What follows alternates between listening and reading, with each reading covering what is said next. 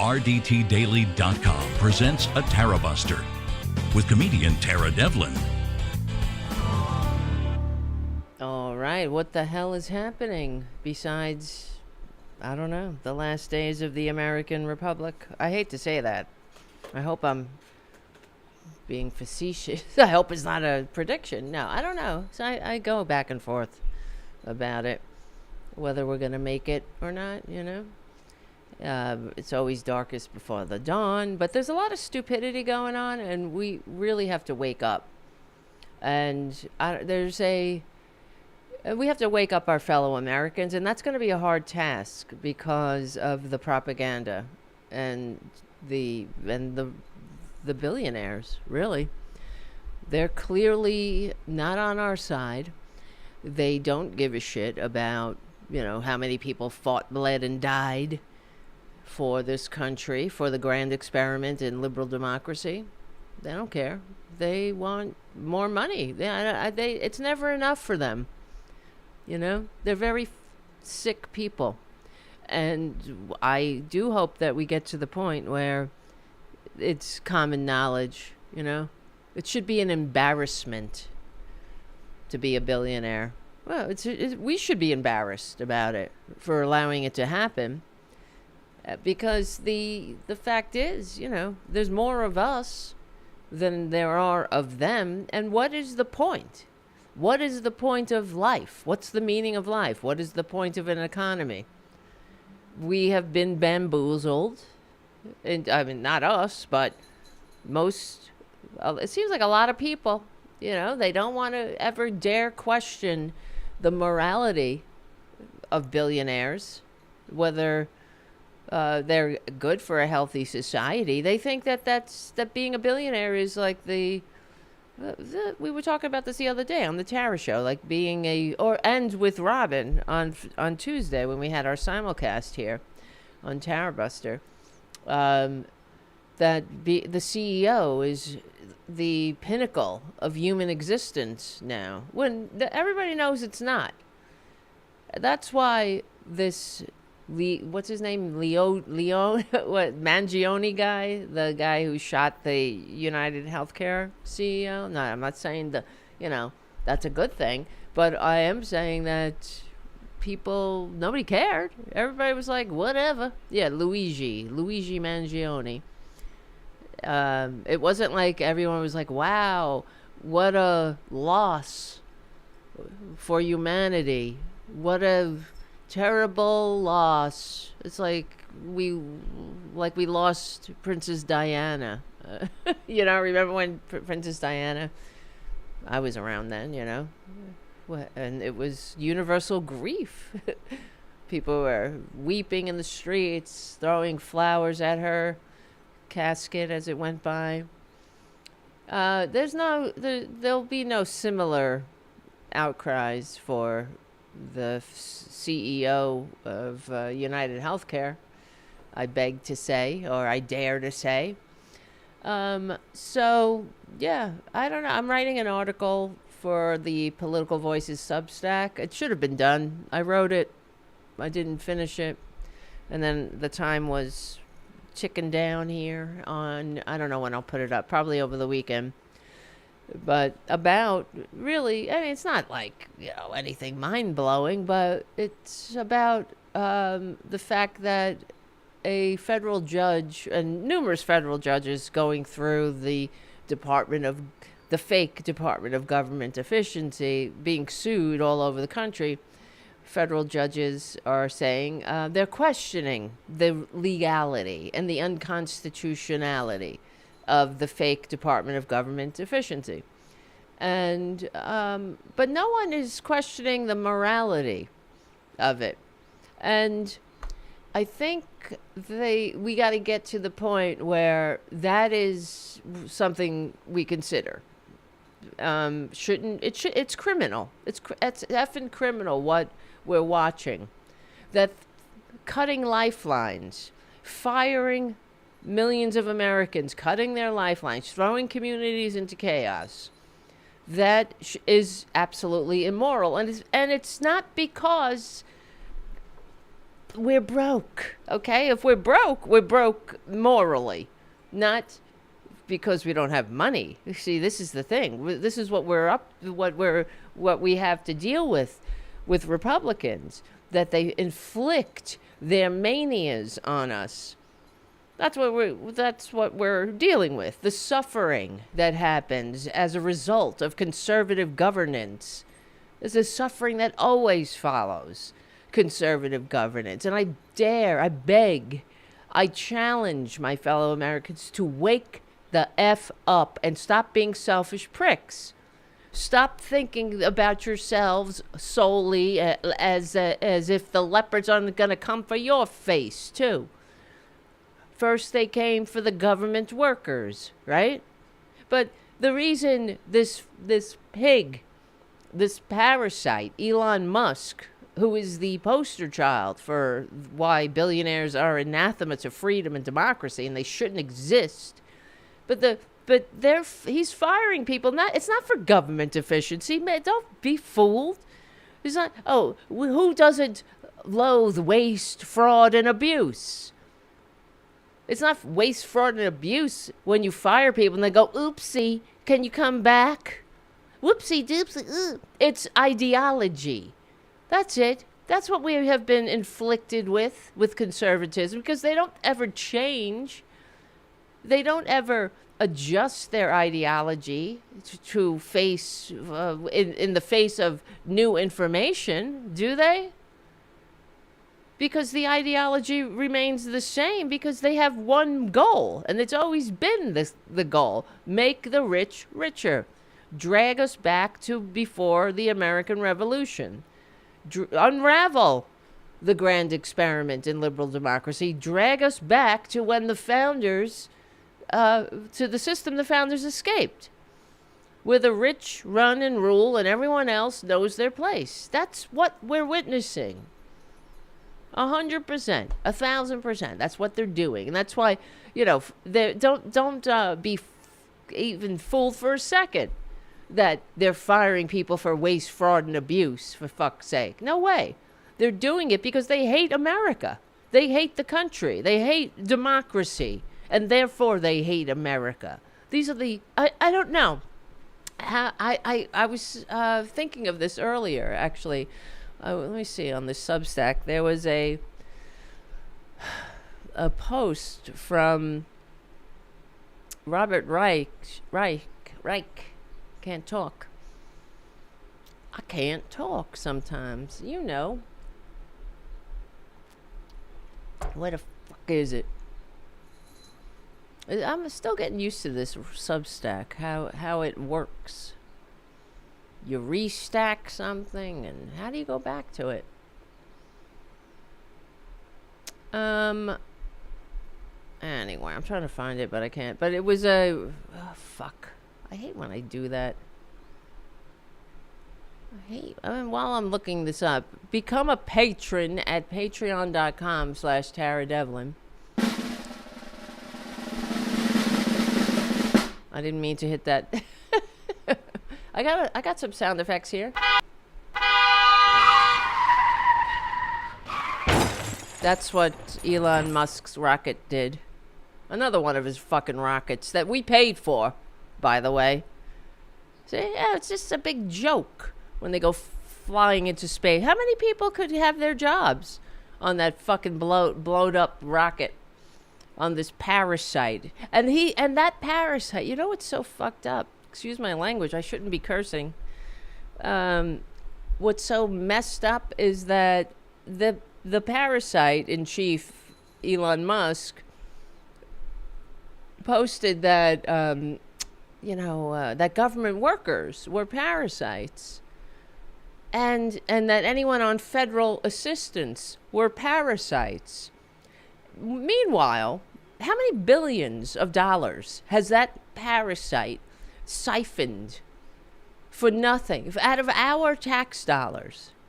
Because every dollar that we provide in public assistance, I don't remember, it's different for different things. Like every dollar we provided for the GI Bill returned $6 in government economic stimulus. every dollar in public assistance returns like $1.75 in economic stimulus in the community, because it's being spent. People who are on public assistance, an extra $16 in your food stamps. What are you going to do with that? You're gonna sock it away? What are you gonna do? You're gonna use it when your next trip to Monaco? You spend it in the community. What does Elon Musk do with his billions? He buys the government. He buys himself a Putin puppet.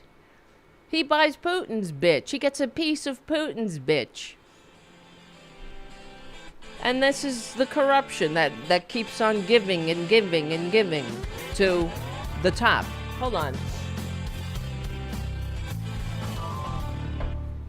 My name is Tara Devlin. Thank you so much for hanging out. This is unapologetic liberal talk on the right side of history, decency, dignity, democracy, humanity. We meet here on Friday evenings, 8:30-ish p.m. Eastern Standard Time. Thank you for your support. Please become a patron at patreon.com/Tara Devlin.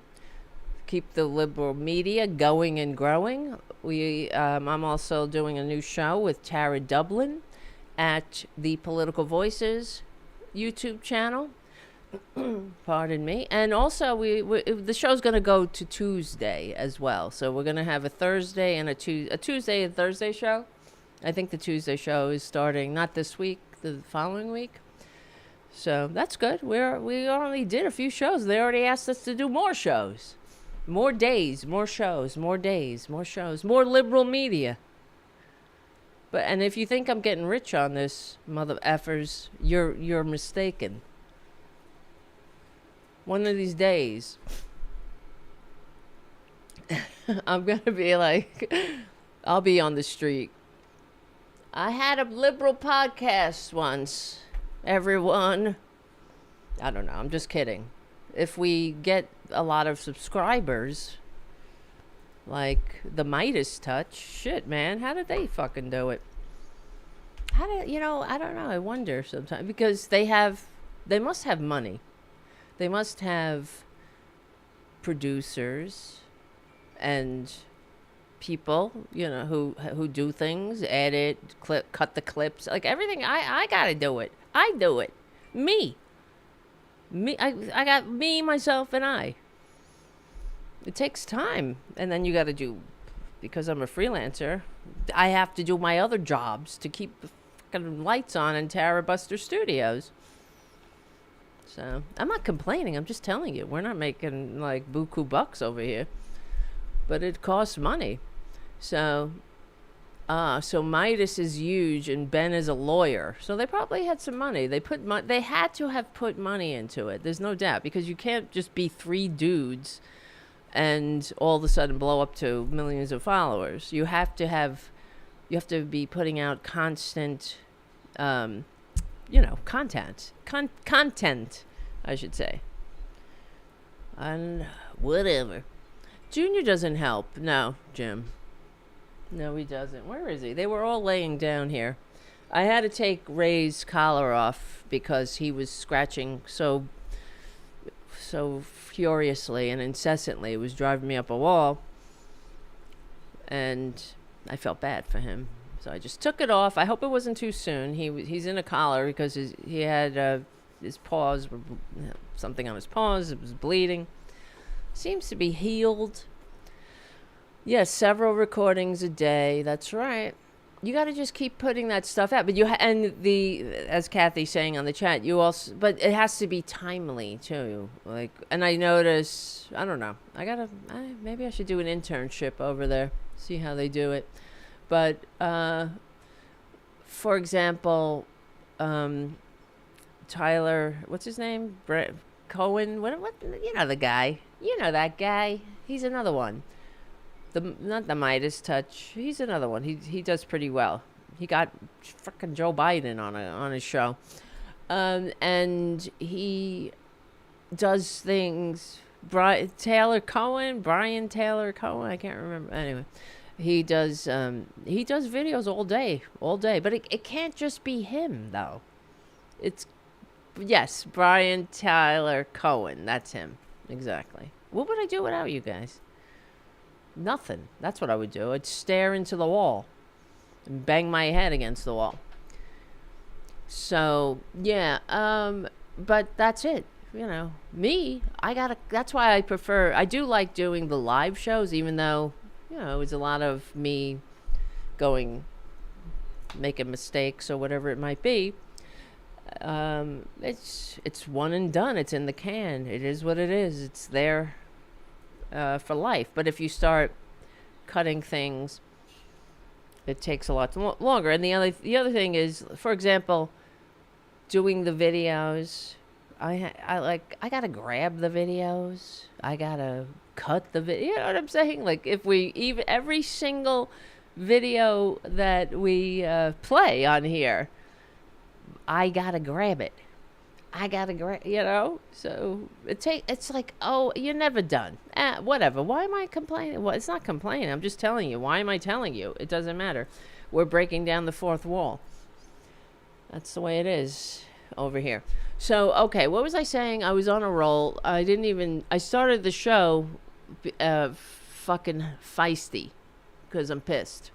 And that's why I didn't say thank you patrons in the beginning. And thank you to Charlie from APS Radio News for just being a great person and for all you do.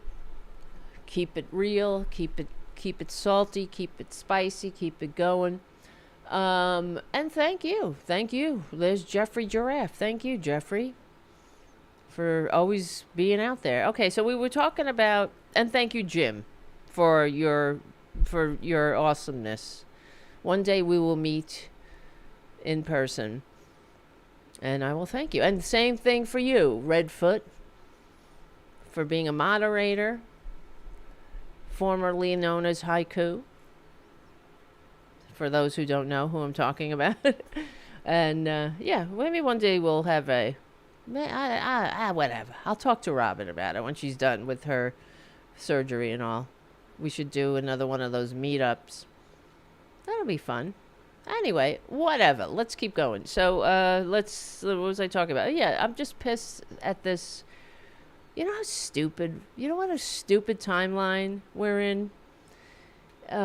It's, for example, right before I went on air, maybe you saw this earlier, maybe you didn't, but it does make you think, where the fuck do we live? Oh, what was I talking about? Before I go there, I just want to finish with, well, we won't finish. It will never be finished. Thank you, Josie, for your super chat. Cheers to Tara, Jack of all trades. Thank you so much. Thank you, really. I don't know what I'd do without you guys. And thank you, Josie, for your generosity and your kind words. You keep me going. You keep it going. So, but what about the billionaires? We'll see. I remember this has been happening for a while, where the Republicans they understand they've played the long game, and it's quite evident they don't have anything in reality to boast about. That's why everything's bullshit.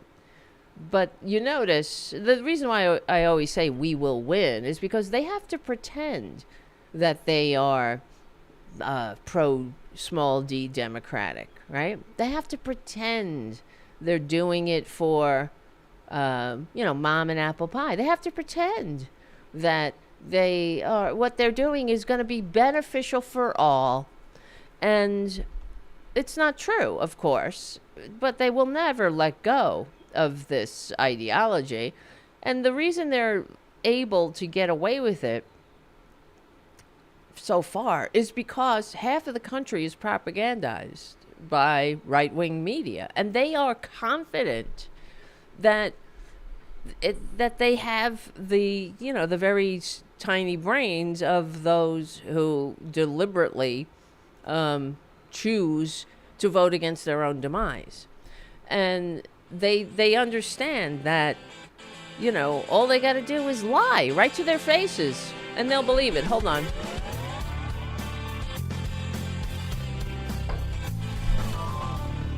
I mean, think about how stupid okay, to go back to, I'm sorry, I'm all over the place, but to the State of the Union, the state of the shithole and all of the missed opportunities there from the Democrats. And that's the other thing. That's what really got me pissed too. Right before I went on air here, I called up Hakeem Jeffries' office. He wasn't there, of course, because it was a little late. I left a message, and I think we should all, I'm sure they have been getting bombarded, because I don't think I've heard one note of praise for the Democratic Party, for the behavior of the Democratic Party in the State of the Union, except for Al Green, of course. He's been praised, and I'm sure he'll be able to fundraise off it. But, I mean, the hypocrisy of the Republicans to censure Al Green, and for 10 Democrats to join them. For what?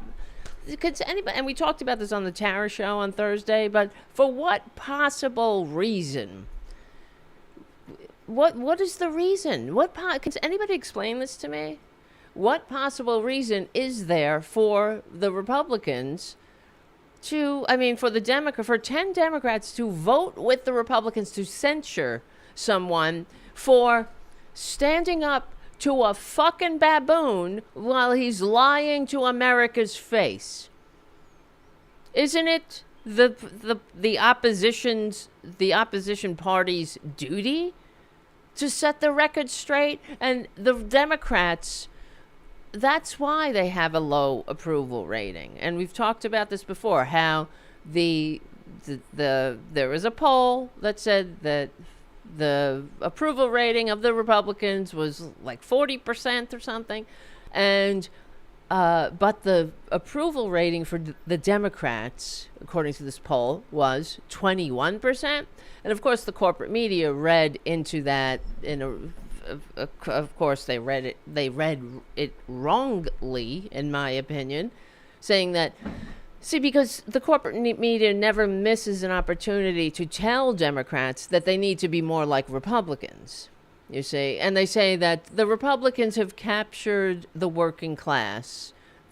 Finally, the Republicans are the working class.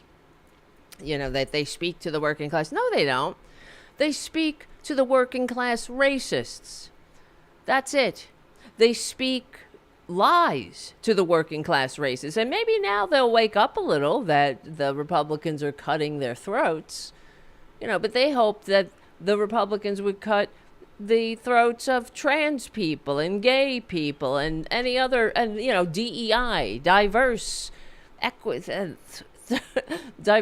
equity, and inclusion people. And now it's coming for them. So maybe they'll wake up. I don't know.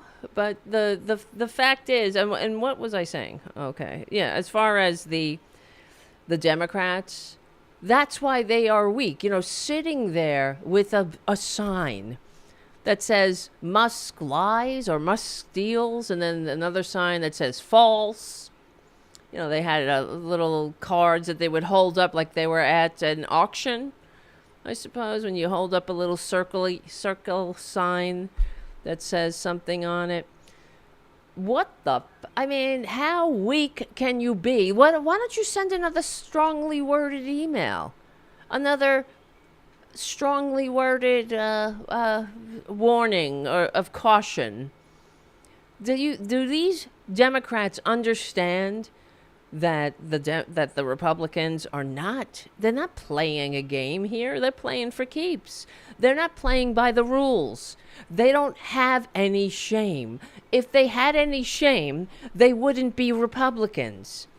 They wouldn't be the lick-spittles of a tax-cheating, draft-dodging, convicted felon con man and his billionaire master and a goddamn America-hating dictator. They know that Trump is a fucking traitor. He is a traitor. You don't understand why does he do these things? Why does he lift sanctions against Russia? Why did he stop investigating the cyber crimes of the Russians? Why does he do these things? Until you look at it through the lens of the fact that he's a Russian asset. He's a Russian plant. He is compromised. He's a greedy little grifter like Musk. They use America because, why? Because they know just how damaged America is. And in fact, I think, and here's the thing, this is why Republicans do everything they can to stop any kind of truth and reconciliation. They hate DEI or diversity, equity, and inclusion because that brings us closer to a more perfect union. That makes Americans consider others, consider our diversity. When Pete Hegseth says that the stupidest thing that it was ever said is diversity is our greatest strength, he's completely wrong. That's why America became the whatever, the last century was the American century, because we are a nation of immigrants. We attract people from all over the world. The best and the brightest from all over the world want to come here. They wanted to come here at one time. That's why there were so many innovations and technological advances here, because we were able to attract people from all over the world, the go-getters who pick up their lives and move. It's very difficult to do that. And the people that do that have initiative. So they come here, they want to live here, they want to contribute.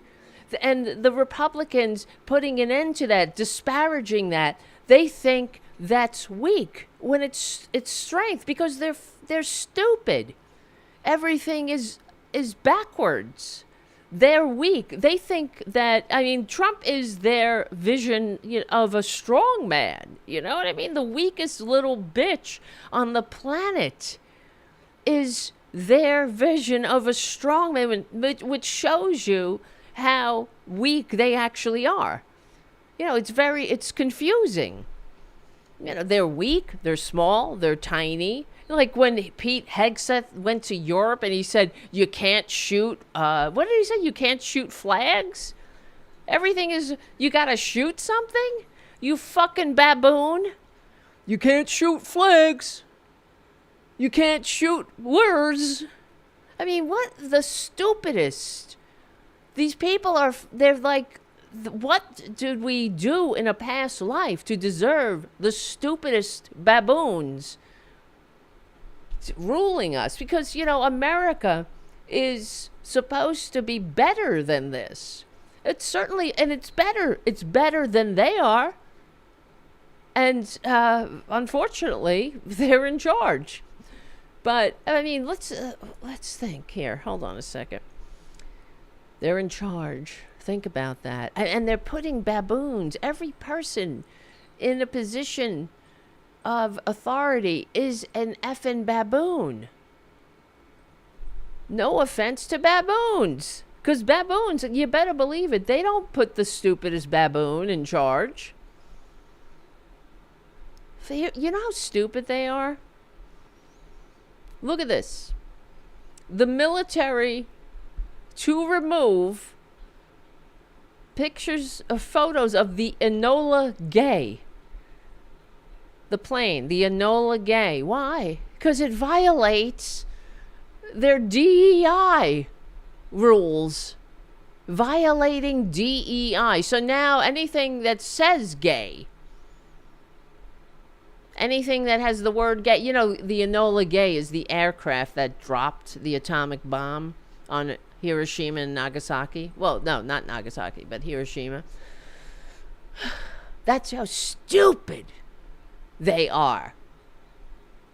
Among the photos unrelated to DEI that have been mistakenly flagged, including those of the Army Corps of Engineer dredging a project in California, seemingly because an engineer had the last name Gay.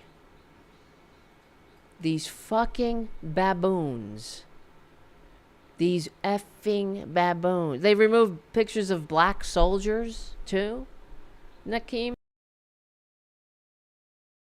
I mean, what? So, if it's not white and straight acting, then it's DEI, which is ridiculous.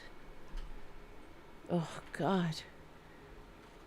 The Pentagon's directive to remove DEI-related content has resulted in the flagging of more than 2,600 images. No, excuse me, 26,000 images across all military branches. Oh, I feel so bad for the people who are in the military right now. I mean, some of them I'm sure are baboons, like the baboon. But, my God. Not everybody. I was in the military, you know. Not everybody there is a baboon. Well, there are baboons, of course. But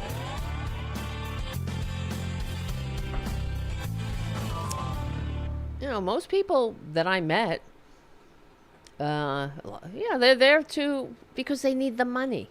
They needed the education benefits. They needed the bonus. As Thomas Jefferson said, that he boasted at one time that we had no standing army because we had no paupers to furnish the materials. But those days are over.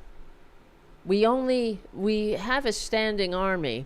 We got stuck with the standing army because of one vote. One vote. We were not going to have a standing army here in America. And, you know, this whole military-industrial complex is relatively a recent invention. It's an invention, really, of World War II. Before World War II, when we were attacked on December 7th, we didn't. I don't know the exact stats right now off the top of my head, but the army was in no way the greatest, most lethal weapon on Earth. But whatever. That's besides the point. Yeah, I mean, if you want to cut waste, fraud, and efficiency or inefficiency, then start there. But no, they're starting at things that people actually want. And this is what I mean about what they're up to with they're just ideologues who hate America. And because I don't think I have seen in my lifetime or read about in prior generations of a group that's harmed America more than the Republican Party. If anyone can tell me of another group, please, post it and we'll talk about it here. But I don't think there's ever been a more powerful group, a group that's done more damage to the American people more than the Republican Party. What have they done? They don't bring anything to the table. They don't help anybody.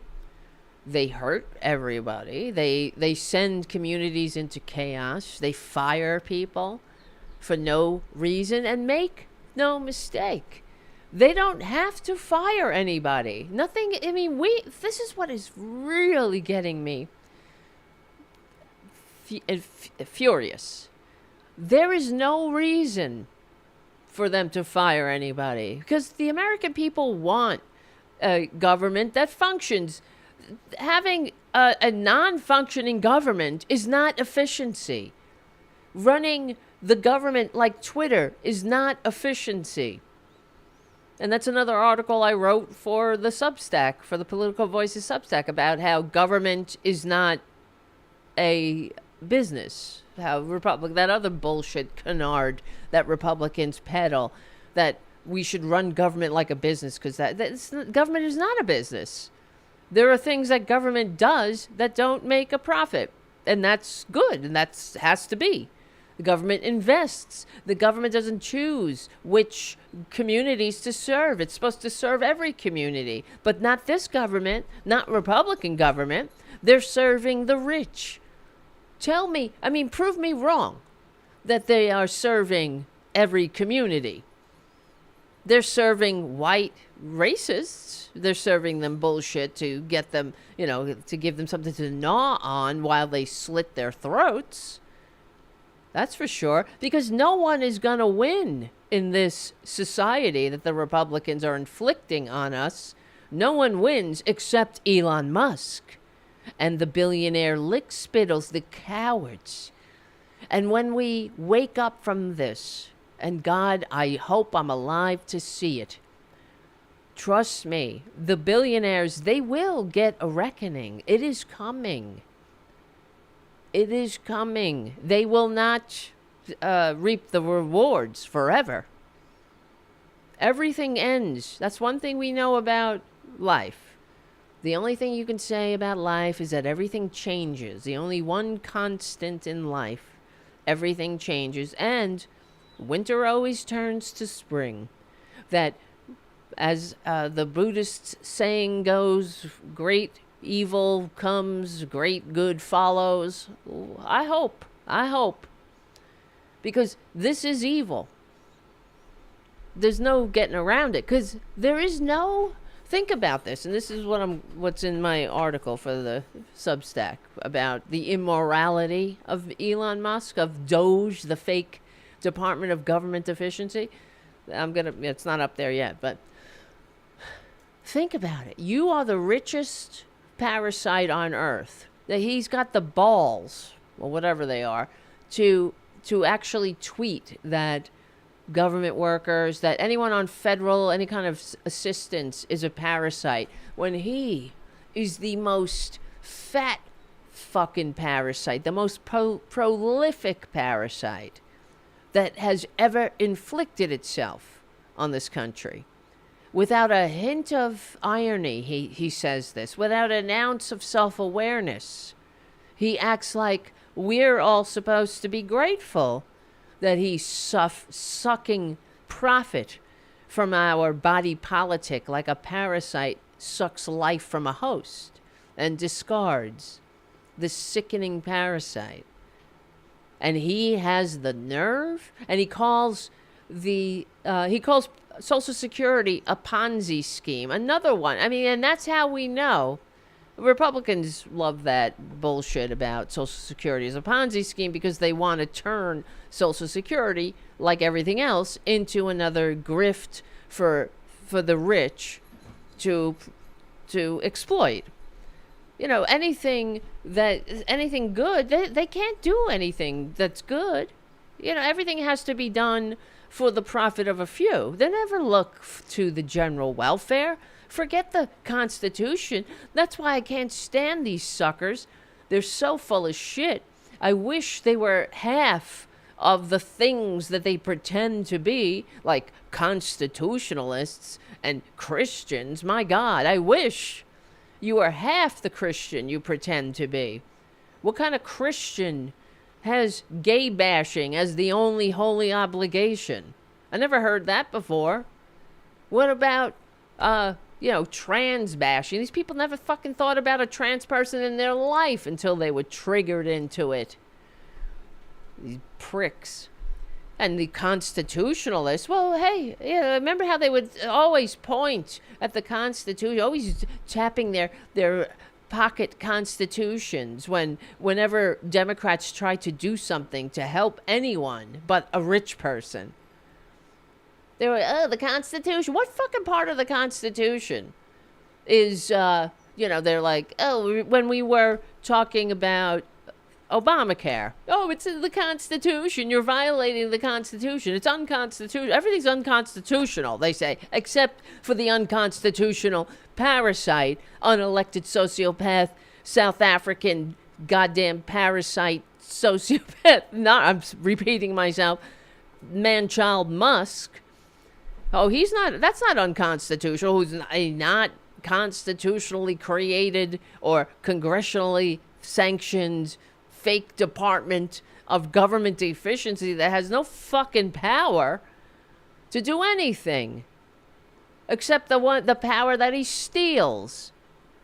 The piece of shit. And then, so point to your Constitution as these assholes completely abdicate their role. These congressional monkeys abdicate their role to the baboon. Oh, and oh my God, at the State of the Union, all of the monkeys jumping and jumping like the North Korean lick spittles that they long to be. Don't they have any dignity? To jump up like baboons and cheer the lies of this goddamn fucking baboon. And then the Democrats, okay? Let's get back to the Democrats, because this is the problem. Okay, we go to war with the army we have. Well, if you're not ready to fight, get the fuck out of the way.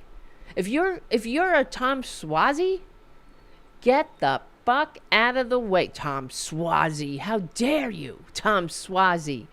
He's the guy that took over from George Santos, but from Boo, this goddamn disgrace to FDR's memory. He's been bending over backwards to play nice with the Trumpansies. He wrote an op-ed in the first week of this maladministration. We should think about treating Trump differently. Let's try something different. What different? What? What are you going to do differently? He's going to change? You're going to be nice to him? What the fuck else are you going to do? What are you going to just suck his goddamn smaller than an average mushroom? Why don't you get it over with? Swazi, let's try something different. I don't want to hear this. Do something different. Fight. Fight. Remember these fuckers? That's the other thing. When he was some sucker, let's say, shot at him, the whole fake, he got his head shot off bullshit, touched by God. To do what? To send people into chaos? To cut people's lifeline? Then what kind of sick God do you have, Republicans? Oh, I was touched by God. God always sends imperfect people. Oh, yeah, does he send rapists and convicted felons? Tax cheats? Putin puppets? God really hates democracy, right? Oh, God hates diversity, equity, and inclusion, doesn't he? God really wants that white power structure. We're going back to the system the founders overthrew. See, if you're rich, you are natural rulers. That's how you know it. It doesn't matter if you're a grifter. It doesn't matter if you inherited your money, or if, like Elon Musk, or if you came up with some scams to separate people from their money, like Elon Musk. You're just a grifter. I mean, and Elon Musk is a grifter. And I did another article. I mean, half my articles over at Substack, at the Political Voices Substack, are about Elon Musk. Because, you know why? He is emblematic of exactly what's wrong with this country right now, and humanity. In order to get to the other side, we have to we got to recognize that. We have to stop being selfish. We have to understand that being a billionaire is a disgrace. We should not allow billionaires. And you know what? For years, we've been talking about this, saying, and I've been saying it, that billionaires shouldn't exist. And in some way, we've been lucky, that so far billionaires haven't tried to take over America until now, or take over the world until now, right? We've always been just lucky. No supervillain motherfucker like Elon Musk has tried, right? We had, who do we have? Bill Gates. He tried to do some good things with his billions. And then you had that effing Bloomberg. What did he do? He sucks too, but he bought his media company. And then you have, of course, Bezos, this piece of shit, Bezos, who is now joining in the destruction of America, like Zuckerberg and Musk and Rupert Murdoch. But the one good thing I have to say, something to hold on to, what I hear. Now, let me look this up as I'm saying this, just to make sure it's correct. I hear a rumor. This is something good. Hold on to your hats. That the minute that Rupert Murdoch, the poison pustule, the disgusting old cracker who looks like the goddamn crypt keeper, the minute he dies, his children, and he's got one son, Lachlan, and he's got a couple of other kids who have equal shares or equal say in the future of the company. And according to what I've read, let me see, when he dies, they're gonna revamp Fox News, and it won't be a right-wing cesspool. According to what I heard, I was like, get the hell out of here. Fox News will be, it might actually be not, if not liberal, left of center. Let's see. Rupert Murdoch, let's see.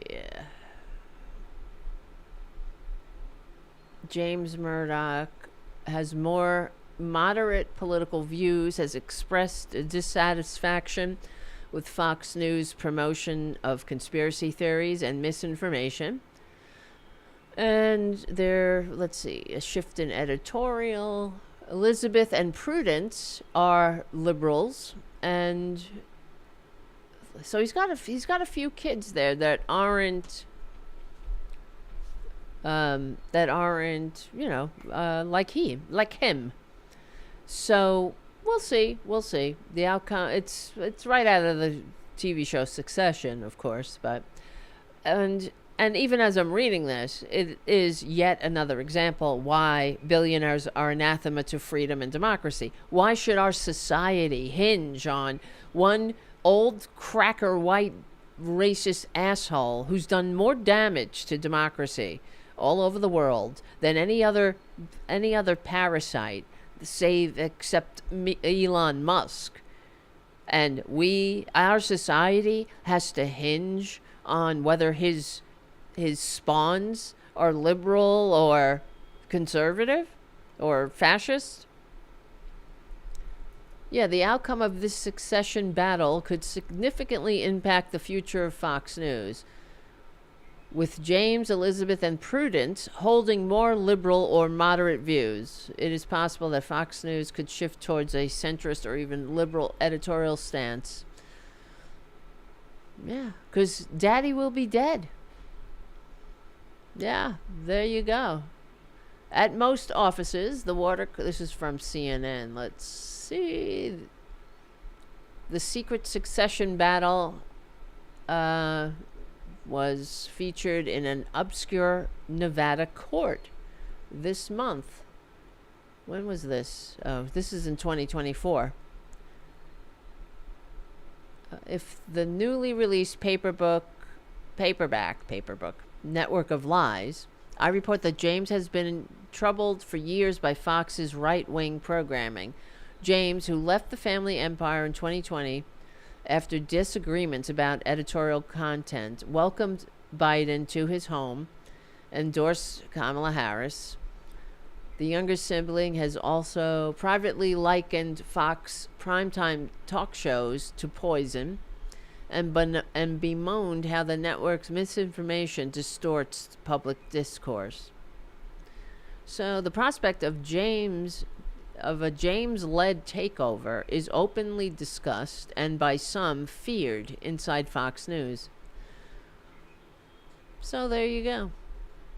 But there you go. I mean, it's another example of why we as a society don't need billionaires. We shouldn't have them. We overthrew the king. And now we got to worry about effing James Murdoch and Lachlan Murdoch and Prudence Murdoch. Fuck this. Right? And effing Elon Musk, who is a disgusting parasite. And like I said, it's like, think about it. The immorality. We got to get to the point where where we see a billionaire, and it's sort of like the zeitgeist has to shift. The Republicans have been very successful because of their propaganda outlets in shifting the definition of the American dream from the fact that, everyone should have a decent middle-class life and decent working conditions, earn living wages, a fair share of the profit their labor makes possible, and retire in security, right? That used to be the American dream. Now it's, you might be a billionaire too. You could be a billionaire and then you could fuck everybody over. And the American people have, it seems, to have a sense of helplessness, and it's reflected in the attitudes of the American people. And this is what but in that we have no community spirit anymore. I don't know if you've noticed it. There's no one gives a shit. It's sort of like, it's exactly what Officer Fanone said about when the baboon was elected. He said, we are selfish. No one cares about each other. You know, this baboon sent a mob to beat cops, and they don't give a shit. You know, they don't care that the baboon threatens their fellow Americans. They like that. They don't care. They like to drink the tears of their fellow Americans, which brings me to, what we're talking about too. How many, think about it. If anybody has any suggestions or contenders, please post it in the chat and we'll talk about it. But has there ever been a more harmful group than the Republican Party? Has any group, or is that the proper way to phrase it? Has any group done more harm to the American people than the Republican Party? I'd like to know.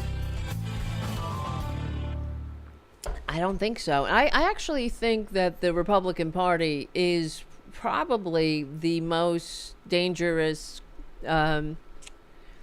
group of assholes ever to be inflicted, not just on the country, but on the world. The whole world is feeling this. Hold on a second. Where is it? Damn it. I don't know how Substack works. It's very annoying for me. It's very annoying. Here we go. Oh, okay. Because I reposted this here. This is the thing I reposted from Robert Reich, but I can't find the thing that I said about it. But it said, Doge firings have upended the lives of thousands of hardworking civil servants, including park rangers, disease researchers, and veterans. Meanwhile, Doge's own staffers are drawing hefty six-figure government salaries from the very agencies they are sabotaging. Quote-unquote efficiency. And to that, I say, there's never been a more harmful group, or a group that's done more harm to the American people than the Republican Party. Because this doesn't have to happen. I want to stress that. They are not doing anything to help the American people. They're not finding waste, fraud, and abuse. Not in any sense of the word. They are the waste, fraud, and abuse. What they're doing is they are inflicting their anti-democratic ideology on our system that was functioning, and the fact is, if it wasn't functioning, it's because billionaires were sucking more of the money that we need to have it function. Republicans would always go on about Democrats, oh, you just want to throw money at things. Well, that's how you invest in the things you want to, be successful. You make investments in it, like you invest in young people, you invest in education, you invest in science and research and shit like that. You just want to throw money at things? Well, the Republicans, they just want to throw money upwards. They want to throw money at the few. Make no mistake, that's what they're doing. And the Democrats, the reason why it's so disheartening is because it doesn't seem like they've even, they have no leader. Where's Hakeem Jeffries? What is he doing? They have no unified or codified response to what's going on. They have Project 2025 right in front of them. I told my aunt, I was saying this on the Tara show the other day with Tara Dublin at Thursdays at 2 at the Political Voices Network, that I was telling my aunt before the election that they're going to try to do away with the Department of Education. And she was like, oh, how can they do that? How can they? And there we are. There it is. It's right in the black and white. They wrote it down. And here we are. He's trying to do away with the Department of Education. Even though, think about it, though. The Supreme Court ruled that the baboon and the man-child unelected South African billionaire, that they had to stop, or they had to release the funding for I think it was USAID and projects that were already allocated, that Congress already allocated money for, but they didn't give them a timeline. So it's no great rush, I suppose, because that's what the Supreme Court are. They're not going to save us like the Democratic Party, I guess. Are they going to save us? We're going to have to push them to do it, or we got to push them out of the way. But think about the fact that the ruling, the decision, not like when Nixon, when the Supreme Court told Nixon that he had to release the tapes, right? In a 5-4 decision, the four of the monsters, of course, Uncle Clarence, Justice I Like Beer, Justice, with the fucking traitor wife who hangs the flags upside down, the appeal to heaven assholes, they voted. 4 out of 5 of the Supreme Court voted to give the executive branch, Traitor Trump, complete control over funding in the country, doing away with the Constitution, just wiping their asses with the Constitution, the same fucking Constitution that these pricks took an oath to. They are, how do you wrap your head around that? It's right there in the Constitution. Article 1 is the Congress. Congress holds the purse strings. What's so hard to understand, Uncle Clarence? But they voted, 4 of these monsters voted to do away with the Constitution. Just like they gave the fucking baboon absolute immunity, to do whatever the fuck he wants because he's a baboon. You know, he's Trump. He's a tax cheating, draft dodging, convicted felon, rapist, NFT salesman, Bible salesman, multi-level marketing vitamin scam, freaking fake university peddler. You know, he needs absolute immunity. That guy. That fucking baboon. The Putin puppet. The Putin's bitch. He's a goddamn traitor. But he needs absolute immunity because he has to act boldly. I mean, this baboon has to act boldly? He can't do his job if he has to be constrained by legality, if he has to follow the law. How could you do your job? You got to be bold.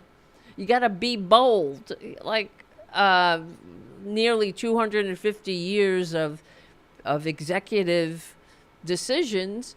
I don't know. I mean, we went through a couple of wars, and FDR was able to be bold, and Lincoln was able to be bold without absolute immunity. But this corrupt and illegitimate Supreme Court, who are bought and paid for by billionaires, they voted to do away with Article 1 of the Constitution. That's what they did.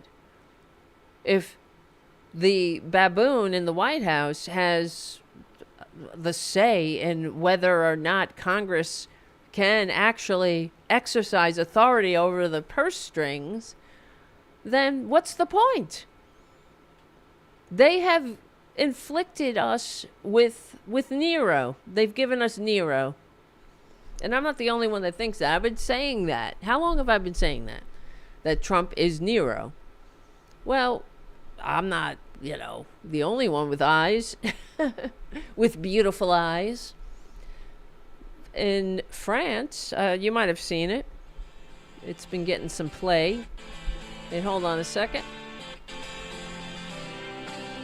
All right, this is Tara Devlin. Become a patron at patreon.com/Tara Devlin. Do it now.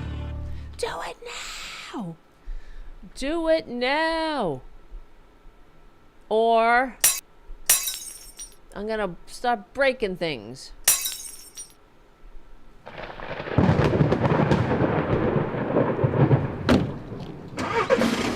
That'll be me leaving. I'm going to take off.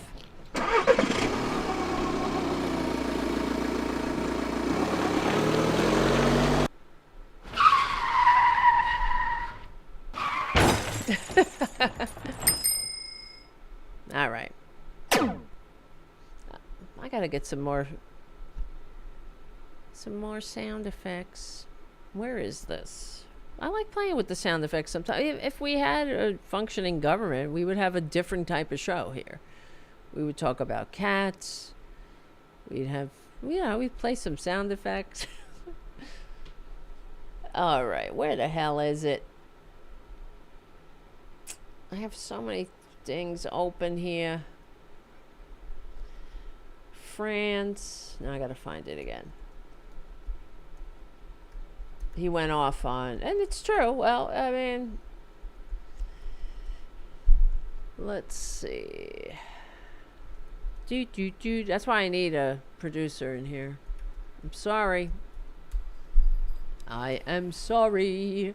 Yes, all right. Enough. God damn it.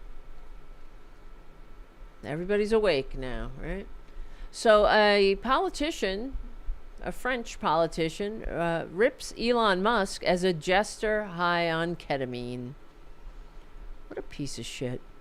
Well, think about sometimes when I have to hold on to the positive, accentuate the positive, eliminate the negative. I think that sadly, I think about Matthew Perry. Not that that's positive. He passed away, but he passed away from what? A ketamine overdose. Stop it, Junior. Whee! Look how disgusting he is. Look at that face. Oh my God, what a needy little bitch he is. What a that's how I will lose patrons right there. So, ugh, fucking jumping bean baboon, right? So a French politician has mocked Elon Musk as a jester high on ketamine and compared Donald Trump to Nero. What's the problem? It's 100% correct. Claude Mallory, also called the world's richest man a traitor. Yeah, has he been listening to Tarabuster? He is a traitor. He's a fucking traitor. He's a Nazi. He hates democracies. Can we all just finally get a grip here? You can hear the cats fighting, right? They're so annoying. Poor Junior. Poor Boudica. Yeah, so Donald Trump was labeled a dictator and Musk a traitor for undermining Ukraine. Well, he is. Well, you're siding with Putin. You're doing everything to please Putin. Every move that Trump makes is something that Russia wants, and this goes back to the first time he squatted in the White House despite receiving fewer votes, and they took out harsh language. And when the Republican Party had a platform at the time, they stopped having a platform. Now their platform's Project 2025, but before that, they had no platform. Their platform was whatever the con man wanted. But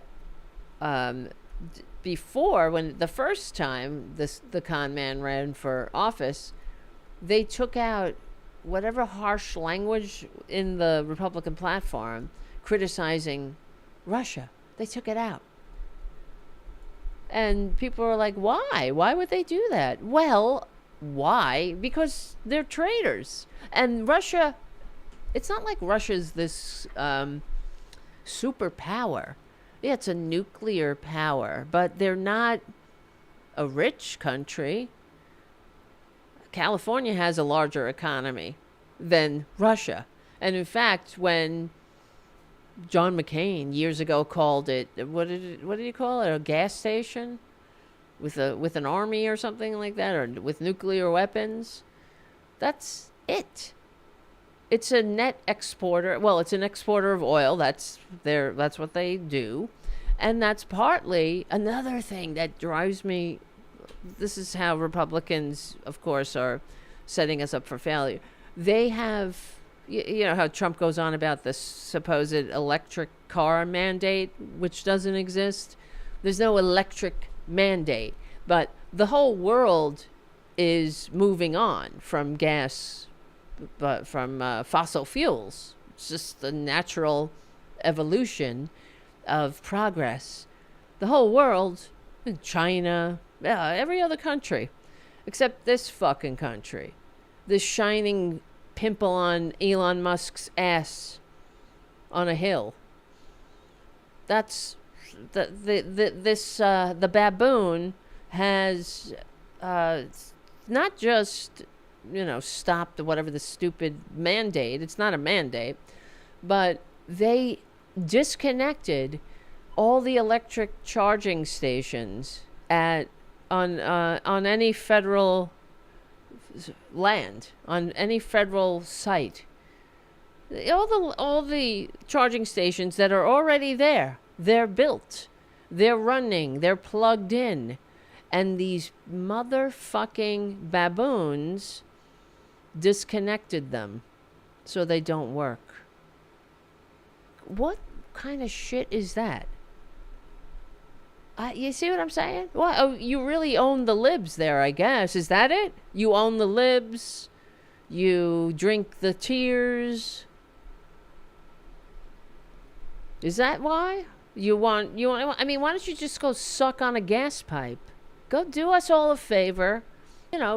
Put your mouth around the exhaust of your gas guzzling vehicle and take a few deep breaths. Do us all a fucking favor. But Make it make sense, please. Does that make any sense to anybody? Except they are assholes. They have to. They just want to be assholes. Some people want to drive electric cars. I have a hybrid. I have an half electric. I love it. I just went to the gas station after not being there for a year. Okay? But, why should I be deprived of that freedom? If I want a fucking gas car, I'll get a gas car. But I don't want one. And, I thought we were all about freedom. Freedom of choice. No. You're free, like in all fascist societies, you're free to be free in the constraints and the very tight boundaries and constraints that the fascists have inflicted on you. Yeah.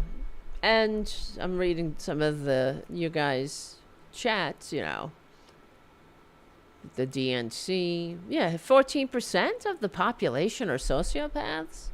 No way. That sounds very high. Let me see this. Let me see. Says Redfoot. 14%? I don't think so. That can't be. If it is, I'm terrified already. Let me see. No, it says, how many? It's only 1%.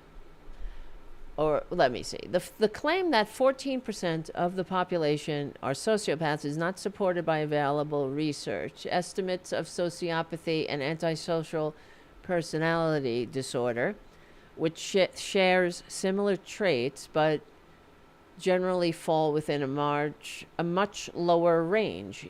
Antisocial personality disorder prevalence studies suggest that ASPD affects approximately 1% to 4% of the general population, with higher rates in men than in women.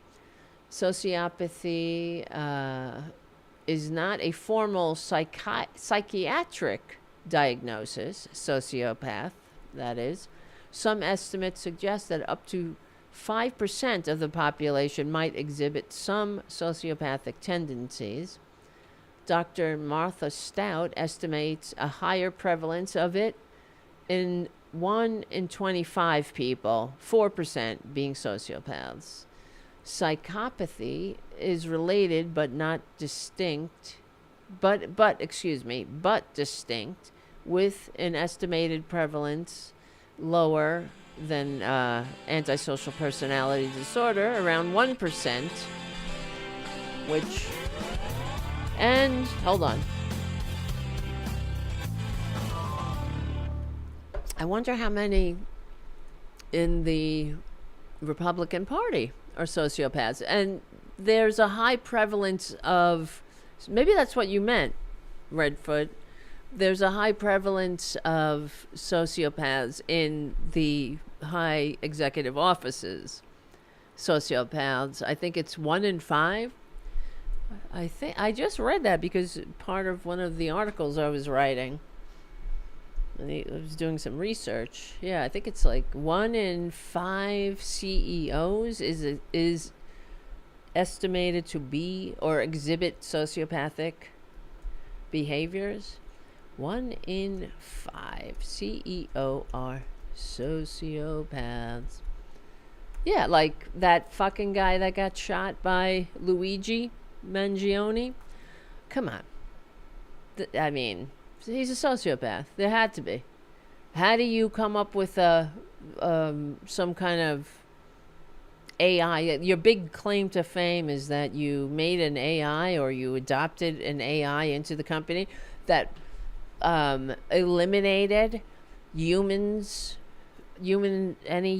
consideration when evaluating whether a person's claim should be denied or not, which denied, I think, 80% or 90% of all the claims, this thing that this guy came up with. And you have to be a sociopath to be a CEO in a health racket company. Because, I right there, in the article I wrote about governments are not businesses, the health racket is a case in point. The failure of the health insurance racket, because that's another thing that the Republicans inflict on us and will not let go.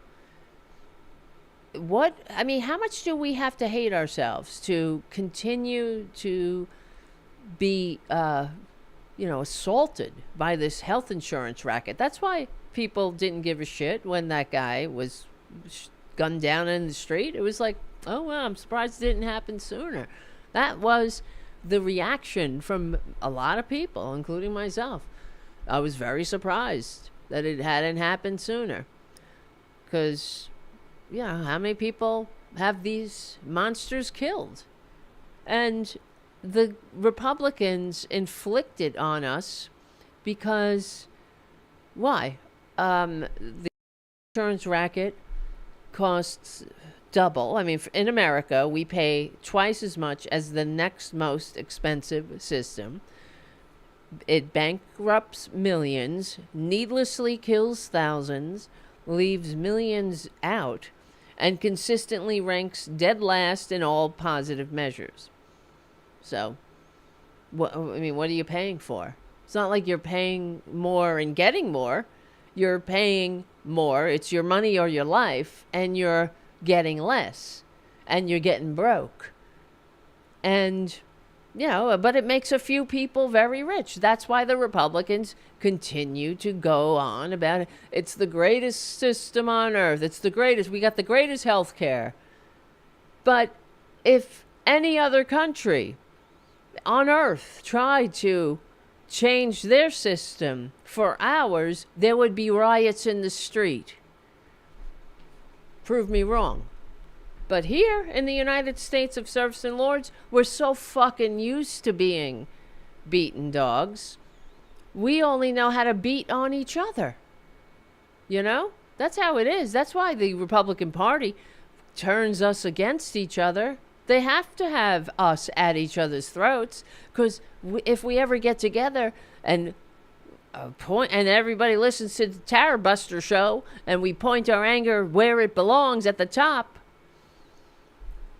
then things will change. And how are they going to make a buck then? It's very underwhelming people. If they don't have their privilege, what do? Thank you, Jeffrey. Oh, my God. Jeffrey Giraffe. For your super chat. I think you win. You win the super chat challenge tonight. Wait, where is it? The winner is Jeffrey Giraffe. Wait, where's the applause? I don't know. There was no super chat challenge, but you won it anyway. Thank you, my friend. Thank you. Keep it coming. Keep it coming. Anybody gonna beat Jeffrey in the super chat challenge? Anybody? We only have a couple of minutes left for the Progressive Voices part of the show. If you're on Progressive Voices, come on over to youtube.com/c4channel/Tarabuster to watch the end of the show. But as I was saying, the Claude I don't know if I'm pronouncing his name right. Claude Malhuret, leader of the Independents, likened Trump to Nero. And Elon Musk is a jester high on ketamine. He said Trump is a dictator and Musk is a traitor. And hello, I'm surprised he didn't call Trump a traitor. He is. He criticized the Republicans for submissively supporting Trump's in his questionable legal actions. and drawing attention to their lack of resistance. It's not just the Republicans, I'm sorry to say. It's the Democrats who sit there with little circular signs. We don't need your little gimmicks. You know, what would have been more impactful, right? A little circular sign that says Musk steals, or every single Democrat standing up and walking the fuck out of there. And walking out of there. In unison. Saying, you lie, and walking out. That would have been something that garnered headlines. How about when he said, there's nothing I could do for you guys to applaud? That would have been a good time, because, you know, maybe that was an ad lib, because they usually release the speech before the speech. That might have been an ad lib. But what do you mean there's nothing you can do? You could fucking resign. You could F off into history's trash bin where you belong. You could report to prison. Right? I mean, and then I didn't watch the speech live because I was really not in a good mood that night, and I wanted to keep my dinner down. But, I mean, this is a guy that can't even say the name of the Democratic Party. And I wonder, did he say Democrat Party once there? Because that would have been a good time for all the Democrats to stand up and walk out, too. But I know he called Elizabeth Warren Pocahontas. He did one of his little stupid names. That would have been another good time to get up and walk out. You know, when you are sitting there like little beaten dogs, and I want to apologize to dogs. Really, because eventually dogs bite back. Right? When you beat a dog, not that I've ever beaten a dog, but you hear, eventually the dogs have had enough. Dogs muster the strength. They bite back. But what do Dems do? Why are they floundering so much? Why are they flailing so much? I don't understand what's so hard about this. He gave us the blueprint before, right? Project 2025. Go through it. Start playing offense. But even if you can't, stop playing nice. Stop pretending. You know, like when he said, when Mike Johnson said, Sergeant at Arms, remove that gentleman. Every effing Democrat should have stood up and say, don't bother. We're fucking out of here, liar. We're not going to sit here and lie. And, you know, in other countries, in parliamentary systems, and I'm sure JD knows all about it, our friend from England, the lucky bastard from England here, but they run shadow governments. And I don't know. I don't know why the Democrats don't do that. Where's Harris? Where's her shadow cabinet? You know, here's the people we could have. You know, the people who are competent, who aren't baboons. We will win. Hold on, guys. That's the end of the Progressive Voices part of the show, but there's more show at youtube.com/C for channel/Tarabuster. Check out the Tara Show at the Political Voices Network with myself and Tara Dublin on Thursdays at 2 p.m. Eastern Standard Time, and soon to be Tuesdays Eastern Standard Time. We will win. Become a patron. Patreon.com/Tara Devlin. We are on the right side of history. I'll see you soon. All right. Yeah. As Nakeem55 says, Dems better develop a spine. And that's the thing. I don't think I've heard one Democrat or one pundit, let's say, or somebody who does what I do here, a podcaster, say, great job, Dems. Great job. You're doing great. Keep it up. Keep with those signs, those stupid signs. I'm trying to find a picture of it. See, wait, let me see. Where is it? Just sitting there like fucking beaten dogs. I'm sorry, beaten dogs. Jesus Christ, so pathetic. And who did I say? It was Bernie. He gave a response to the State of the Union, and it's very simple. He was like, "That's a lie." Trump said that we've given Ukraine 5 zillion billion, because it always goes up. That's a lie. How hard is that? It's a lie. And he went through all the lies. That's a lie. This is a lie. He lied. Everything is a lie. I mean, he's a moron. With the trans mice.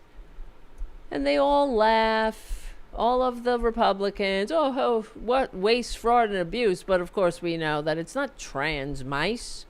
They're not making mice trans. It's transgenetic, or where they're using it to research diseases like Alzheimer's.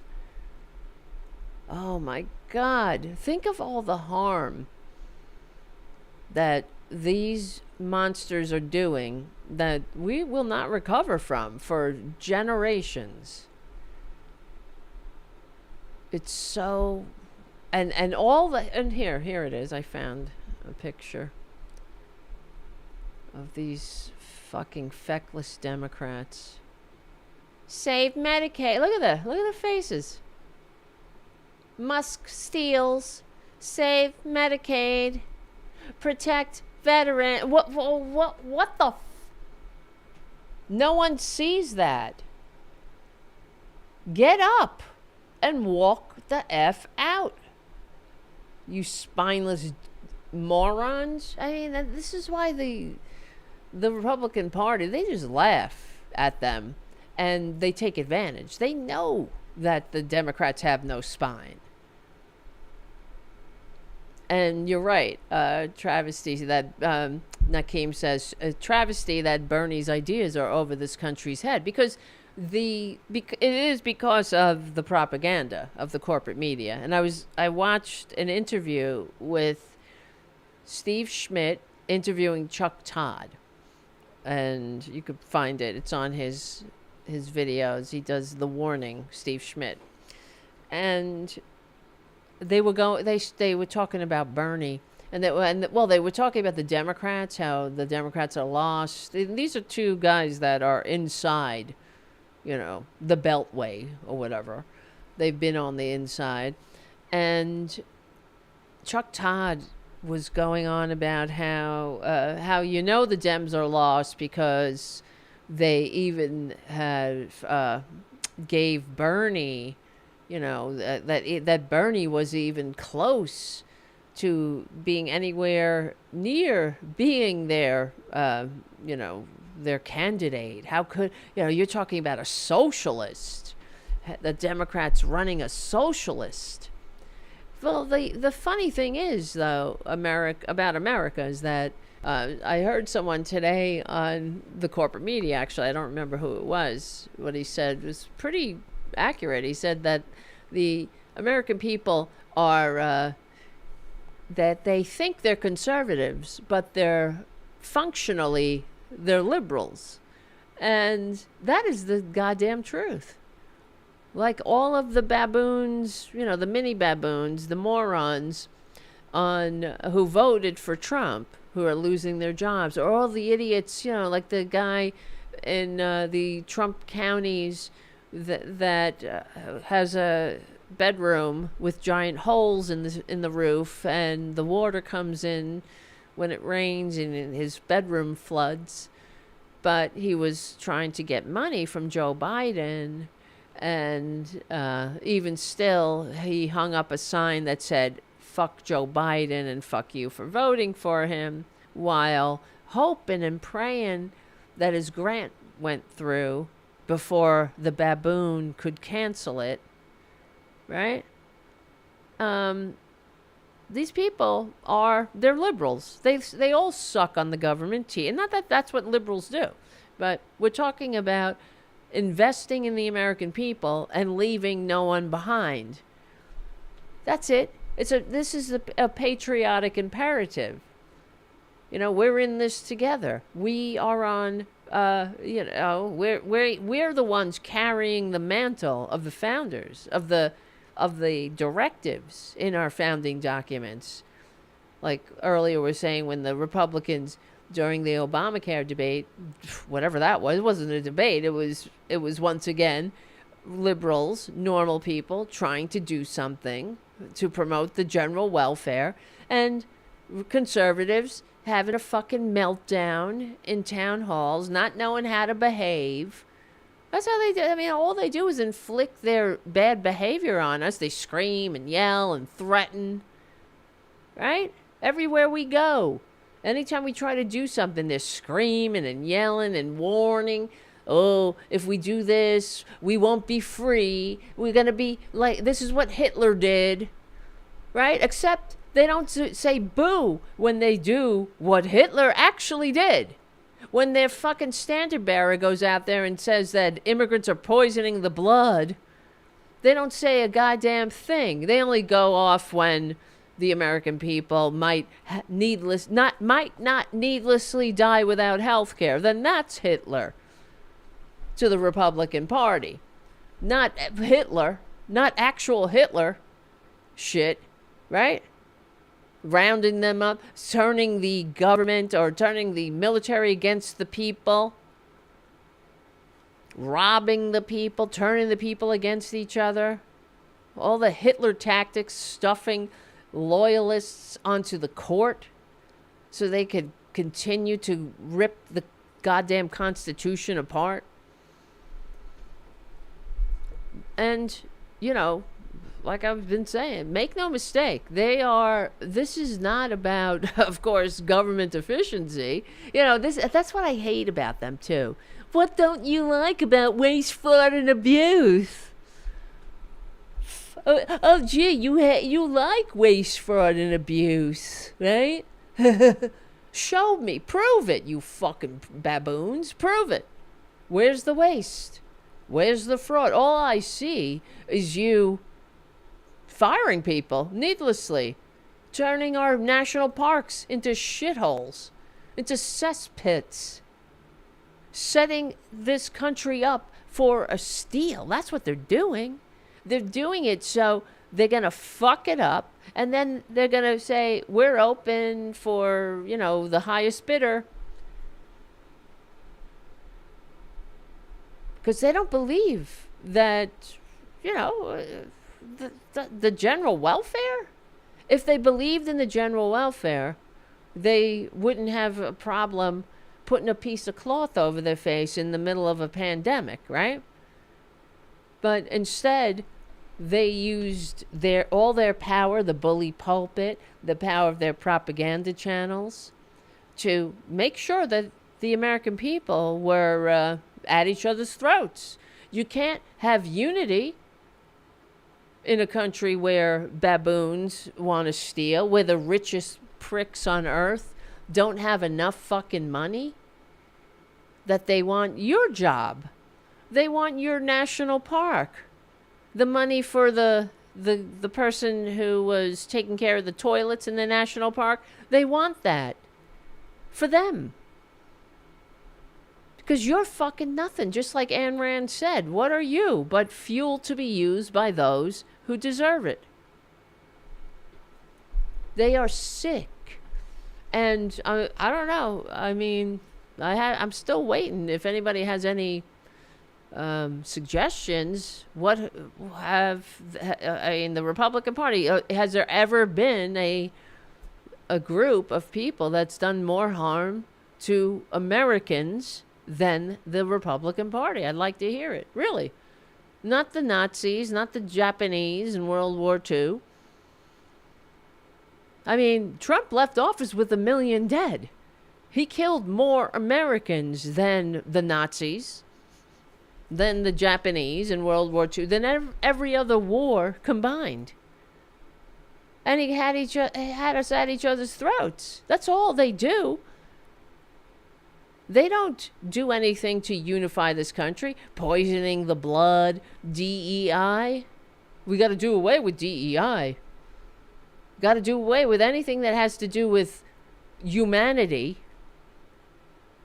These fucking people are the bane of our existence. When I call them the albatrosses around our national neck, I'm not kidding. Everything that they're doing, they're making the country less safe. I mean, measles is breaking out all over. It's not just in Texas anymore. Thanks, Republicans, because they turned that into a thing, too, that we should be divided along those lines, right? Oh, the anti-vaxxers, freedom! You're not going to make me take a vaccine. My freedom. Fuck you. Fuck the community. Fuck society. Right? Fuck everybody but me. Me. Well, I'm sorry. You can't have a functioning society, a modern nation that works for more than just the 1% with that kind of attitude of me. Right? You got to have a little bit of you got to be an adult a little bit. You got to understand that it's not just about you, that we're in this together. I mean, they have that's what I can't stand about them either, besides everything else. It's like they just don't get it. They want all the benefits of the society that liberals create for them, but they don't say thanks. They don't have the manners, the maturity to say thanks as they tear it down. Oh, this sucks, that sucks, everything sucks, unless it affects them directly. Like Goldilocks government. The size of government is just right only in the ways that it affects them. That's what they think. Then it's too big. But Elon Musk, these worst... that's the other thing. I don't understand how they even look at that fucking baboon and think he's somebody that they want to hang out with. Or he should be looked up to. He's a disgrace. He's a fucking sociopath. He should be locked away in an insane asylum and studied. Not given government contracts. Not emulated. I was watching for a second. I haven't really been watching Morning Joe. Because since, they bent the knee to the baboon needlessly. And, but I turned it on for a minute in the morning. And they had Andrew Ross Sorkin on, the guy from CNBC, the financial guy. And he was saying how Elon Musk, Tesla, he's ruining Tesla, the prices of Tesla, the Canadians put 100% tariff on Tesla and people are protesting Tesla, the stock prices is down and blah, blah, blah. And what's his name? Not Morning Joe, Joe Scarborough said, what is it with him? He's the richest guy on earth, but what is it really true? What I hear, that he doesn't care about money? Really? You fucking baboons? I'm sorry, I know that's my favorite word now, but they're all a bunch of baboons. And I was like, I wanted to puke. He doesn't care about money. He cares about what? He's a narcissist. He's a sociopath. No one, somebody like him. Like, he's a guy that pretended he was the number one gamer in the world, some fucking game. He hired people to play the game, this game that he's on the leaderboard. And he liked everybody saying, "Oh, look, it's Elon Musk on the leaderboard on this game that he cheated at."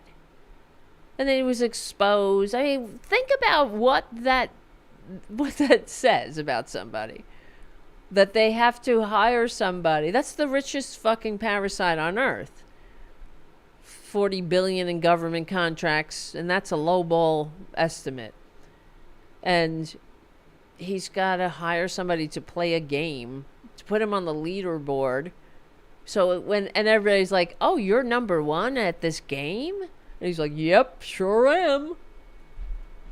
Until he played the game in front of people, and they were like, "Wait, something's not right here." It's sort of like Trump saying he's the best businessman until he bankrupts a casino and his trust fund 6 times over.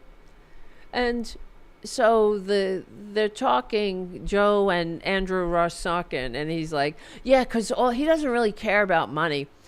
And Joe Scarborough's like, yeah, I heard that he's the real deal. He goes to work, and when he's at Twitter, he's there and he wears the same clothes for 2 weeks because he just moves right in. He sleeps there. He works 24 hours a day. And he's real hardcore. And Andrew Rosorkin's like, well, yeah, that's because his number 1 mission in life, what everything all points to, is that he's going to Mars. Well, fuck off to Mars then. He wants to go to Mars, everybody. He's the real deal. Yeah. Is he? Well, fuck you. I'll go to Mars. Give me 40 billion. I have as much right to it as he does. Just because he says, let's go to Mars. Let's occupy Mars. He's a bullshit artist. He's not a goddamn innovator, a genius. He's just an asshole with a trust fund who lied about, and I did a whole article about him too, at the Substack, that he's a grifter, and went into his background. He made shit up. He got money from daddy, him and his brother. But made this thing Zip2. It was a digital Yellow Pages. Whoopee fucking doopy. And then he got investors. He pretended there was a big supercomputer when it was nothing but a Windows machine with a casing that he made. He's a fraud. And then, he was here illegally. He dropped out of school, which made him a fucking legal immigrant. Oh, God, I hate them. And then he took his money because he was bought out of this Zip2. I think he got like 20 million because they were like, fuck off, you goddamn parasite. And, of course, where's Zip2 today? What a great innovation. Big Yellow Pages online. It's called Google, asshole. And he bought into Tesla, a company that was already created. And then he went about suing the founders of Tesla.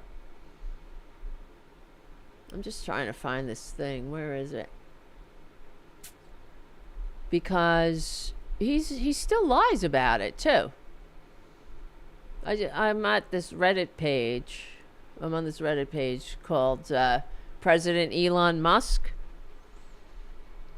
And where is it?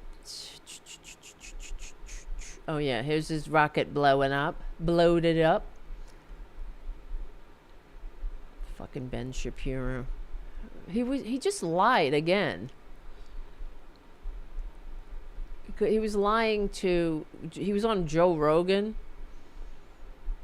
That's what I'm trying to find. And Joe Rogan said, a lot of people are out there saying that you are not really a founder of Tesla. And he's like, well, that's a lie. That's not true. I founded Tesla. That's not true at all. Tesla was a company that was already in existence when he bought into it. Oh, there it is. Is that the one? Oh, no. It's not. Oh, where's my audio? I don't hear it. I hope the audio's still playing on the show. Are we still here? Is anybody out there? But everything. Okay, yeah, we're still playing. Ugh. You'd like to say that you didn't even create Tesla. Oh, here it is. Yeah, that's wrong. He's a liar. There he is lying again. Let's listen in. Let's listen in to the show. You'd like to say that you didn't even create Tesla then. Yeah, that's wrong. Well, you came in at Tesla in the beginning, but they were already doing something, right? No, Tesla did not exist in any meaningful form. There were no employees. J.B. Straubel and I joined 3 other people.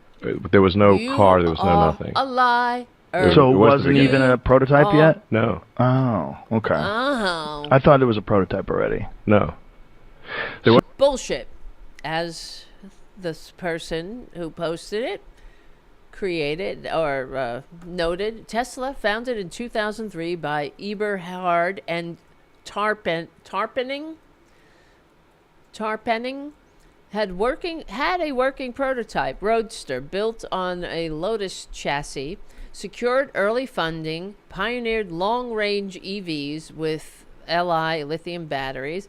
Musk joined in 2004 as an investor, ousted the original founders, took credit for everything, all in the public record.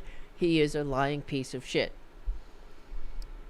See, I mean, this is a guy that lies about his gaming rank. That's a very small man. And as we were talking about on the show on Wednesday with Robyn, when we did our simulcast, Robyn Kincaid and Roxanne Kincaid from headon.live, that, which I didn't know, that he has, it's alleged by those who know, that he had a penis enlargement. That's what a tiny little man he is. And I don't mean literally. He's that small. As a man. They're all very small men, if you notice. Everyone who surrounds Trump, all of the maggots in Trump's cabinet, all of the maggots at any of their rallies and all that, they're all very little men. Ted Cruz, Marco Rubio, they're all small. Cowardly. None of them are men. Right? And good night, Kathy. Have a good night. Thank you for hanging out. Good night. That's how we roll around here. We tuck each other in. Have pleasant dreams. I'm sorry if I gave you nightmares tonight. But thank you for hanging out. Good. We have this big, long, giant bed like in the Waltons. Good night, Josie. Good night, Terry. Good night, Jim. Good night, Redfoot. Good night, Jeffrey. I wish we did that, right? Wouldn't that be nice? We should do that. Maybe we should get the fuck out of here and like go into a commune. Tarabuster commune. Yes, Commander Bond on the chat. Are his kids test tube babies? Yes, they are. Let's look it up. I didn't know this either until I was enlightened by Robyn Kincaid. Elon Musk. Muck has test tube babies. What do you want to know? Let's see. Verifying the claim. Elon Musk has indeed had children conceived through assisted reproductive techniques, including in vitro fertilization and surrogacy. He had children with Justine Wilson, Musk's first wife, Justine Wilson gave birth to 6 children with him after the tragic loss of their first child, Nevada Alexander, due to SIDS. I don't know about that. That makes me wonder. I don't know. Maybe he, I don't know. He's a little suspect. They used IVF to conceive twins, Griffin and Xavier, and later triplets, Kai, Saxon, and Damien. Poor Damien. And then he had children with Grimes. Musk and Grimes have 2 children together. Their first child. What the fuck? Okay, you want me to... I'm going to just write it out here. Oh, how do I... Where is the text tool here? Bing, bang, bonk. Bing, bang, bong. Come on. There's some text. It's too tiny. Edit text. Come on. I'm trying. It's been so long since I've done some text here. Where did I put the text? Dynamic. Oh, there it is. I'm trying to copy and paste it because I don't know how to type it. The name of this. Here it is. This is the kid's name. What a fucking sociopath, right? XAEAX22 II? What's that? Is that 12? XAEA-12.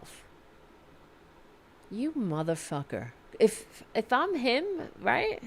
I will be fucking nuts as I grow up. And I would be so mad at my father. How dare you? How dare you name me XAEA-X22?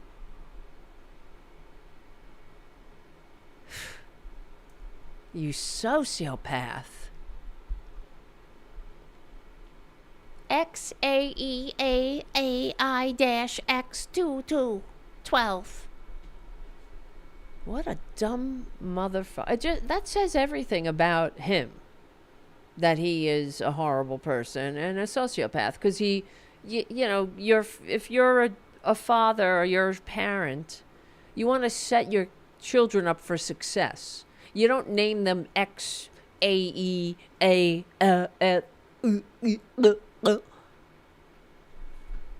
Right? You give them a name that people can pronounce and spell, perhaps. But this says nothing about the child. This says everything about him. And the mother. What kind of mother would allow her child to be called that? XAEAL. Fucking psycho. But that goes to show you. Right? 002 Midas. Kevin Anderson. What's their last name? 002D. I think it's R2D2. XAEAOEXO22Z3PO2 R2D2. Beep, beep, beep.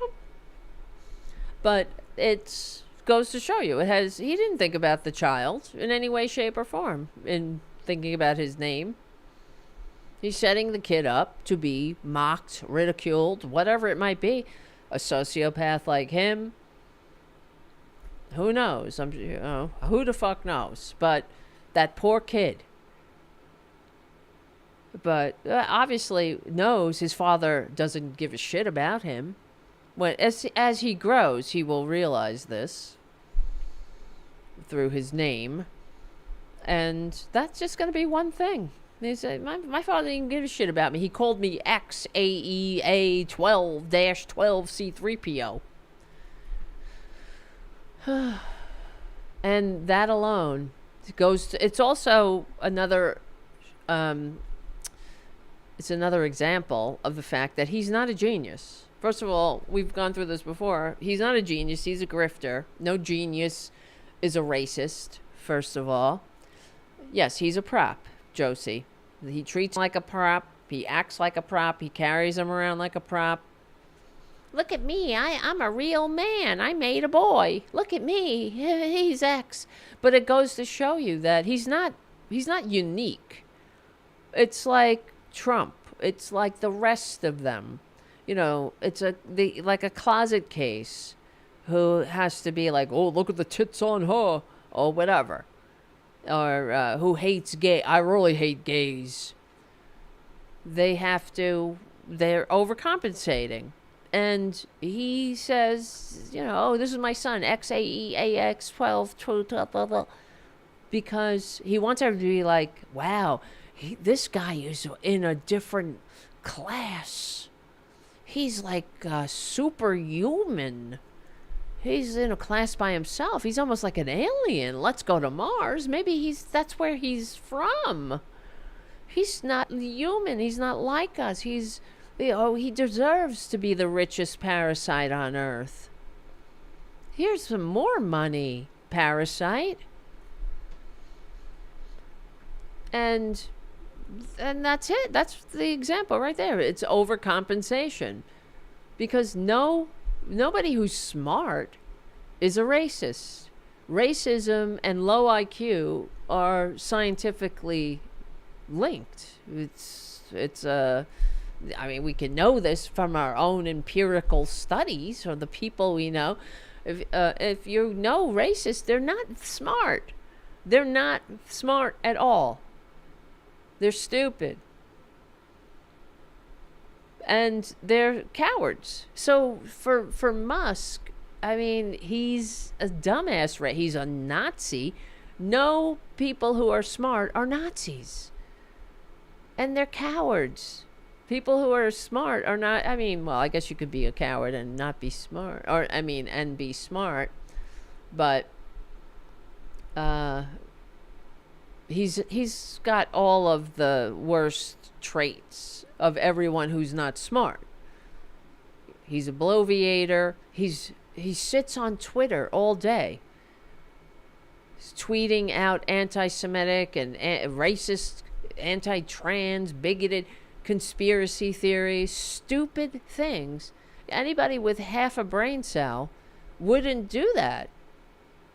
You know, he's so easily played. He tweets out, you know, the stupidest conspiracy theories right out of QAnon's butthole. And the way he talks, he's very not interesting, and it doesn't make him, you know, he's not a genius. You could tell. You ever hear, I mean, he's not even smart. You know who's smart? I mean, we've all seen, of course, Stephen Hawking's. You don't see you didn't see Stephen Hawking's tweeting out anti-Semitic conspiracy theories. Right? But you know who's really smart? James Cameron, the guy who made Titanic. And I was watching a show. I mean, he's really super smart. He's not I don't think he's like Einstein or to that level, but he knows what he's doing. He creates these submarines. He's gone down to the Titanic in these submarines. He knows his stuff. And when you listen to him talk, you're like, wow, this guy is smart. He knows what he's doing. And he talks like somebody with, you know, who has the accomplishments to back it up. What has Musk done? He's not smart. All he does is push people who are smart into doing reckless things, which means he's not smart. He's not smart. He's a fucking moron. And he's got the, you know, he's got the malignant narcissism to just push people to be a liar. He's got the narcissism to be a liar, and because of his money, he's able to hire smart people to do smart things, but in a stupid way because of him. How smart are you if you buy Twitter and you turn it into a Nazi-infested cesspool within a matter of months? That's not smart. All right, guys, this is Tara Devlin. Nice to meet you if you haven't been here before. We meet here every Friday evening at 8:30-ish p.m. Eastern Standard Time. And we will win. We're on the right side of history. It's very loud, isn't it? We're on the right side of decency, dignity, democracy, humanity. We stick together, we win. I'll see you soon. Check out the Tara Show, 2 p.m. Eastern Standard Time at the Political Voices Network channel on YouTube. Thank you, guys. And on we're going to start the Tuesday show, too. So it'll be Tuesdays and Thursdays at 2 p.m. Two Taras. I know, and Tara has cats. I have cats. We're like two Taras. We're very much alike in a lot of ways, except she's straight and I'm not. And she's lives in the West Coast. I'm on the East Coast. What else? Well, there's a lot. Let's be... I know, yeah, the show's pretty much over. It's over. Let's just go through some of the lepers eating our faces before we go for some good news. You know? Because this... I mean, I'm on this page all day. I'm always checking in. Because this has to be... you know, these people have to wake up. And the more they feel the sting of the lash of their choices, of their bad choices, I hope they do wake up. And I listen to Stephanie Miller in the morning sometimes, and there's been a debate between her and Chris, I guess one of her engineers. And Chris is like, he's always advocating for being nice to Trumpanzees who see the light. I don't know. I don't feel that way, frankly. Because he's like, oh, they're not going to come over if we're mean to them. They have to be, you know, I'm not going to be mean to them forever, but they have to really have a serious talking to. It's not just like, all right, come on over. No harm, no foul. They need to face the consequences, or at least be given, you know, some tough love. I think.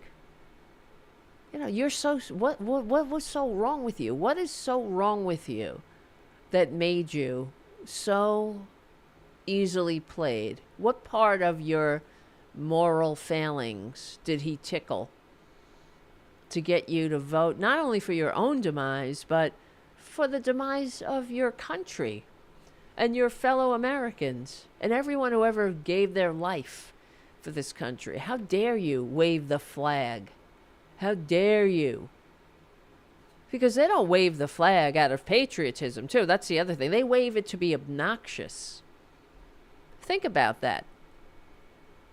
You know, that's what I want to stress in general to the Trumpanzees. And I really want to encourage other liberals to reclaim patriotism. We talk about this on the show forever. Because we're the real patriots, liberals. We're the ones carrying the mantle of the founders, promoting the general welfare, trying to make a more perfect union. We're the ones who are capable of functioning in a free democratic society, a nation of immigrants, a nation of laws. We're the ones who are able to see the benefits of investing in each other, of what this thing is doing. We also are the ones who understand how rare and precious it is to have a democracy, to have a system where we get to vote. And we also, you know, because of that, we should be, I mean, outraged at what the Republicans have done to it. And what the Democrats have allowed them to do, too. this filthy, corroded money and politics system. And the frustrating part, well, it is, the whole thing is frustrating, is that the Democrats, it seems like they don't have a fight in them. That's why we're screaming out here. That's why, I called Hakeem Jeffries' office today, left a message saying, what is this? Are you a leader? You're a joke. Get out of the way. He was just, a month ago, he went and met with 200, I think, of these tech bros. Oh, you met with the tech bros? Oh, don't worry, I got your back too. Well, how dare he? If he's the leader, we're in big trouble.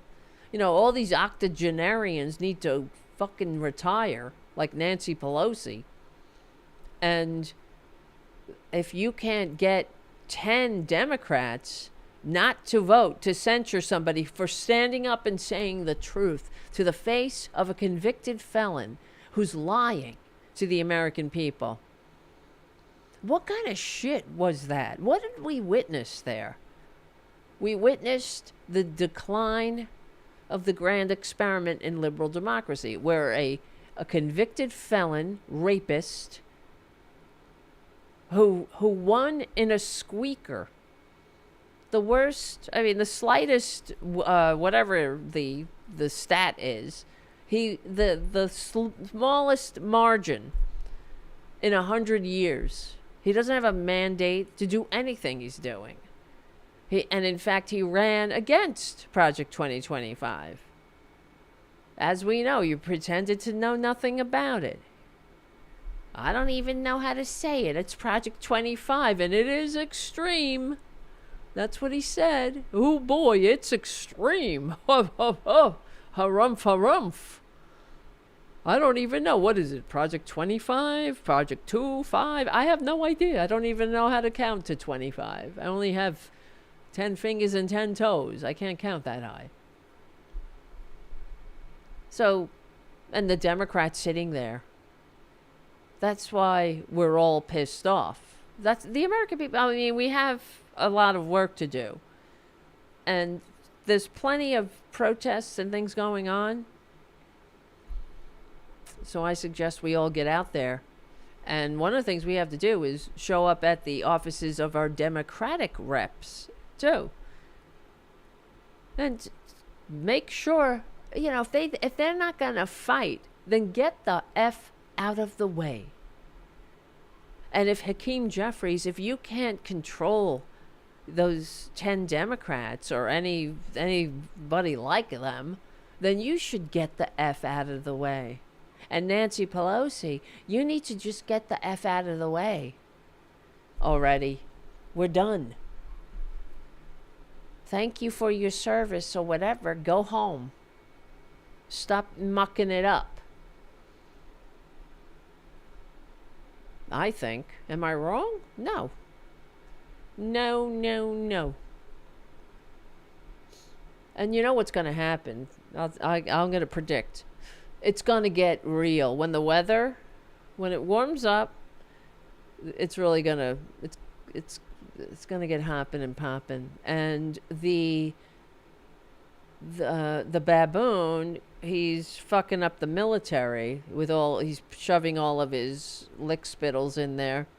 And Pete Hegseth, when they order the military to fire on the American people, you know what's going to happen? I'll go out on a limb here. They're not going to do it. And that'll be the end of the regime. Because when dictatorships fall, one of the hallmarks of a dictatorship that falls is when the troops refuse to fire on the people. I think that's what, I don't know. Maybe I'm wrong. I will recall this time or this episode when that happens. But I don't think that the American people will fire on the American people. And we will see, though, I suppose. Because he will order it. And Hexeth, because he's such a closet case, a drunken... And that's why. You got to think about it. You know, he's probably a closet case. I don't know. He's a rapist. That doesn't mean he's not a closet case. He probably hates women. And I've met a few misogynists in my life who ended up to be closet cases, and they take their shit out on women because they hate women. Because they hate themselves, is what I'm trying to say. And he's a fucking active alcoholic who can't control himself. He couldn't show up to his day job at Fox News sober. I mean, how pathetic is that? So, yeah. Let's see. Hold on a second.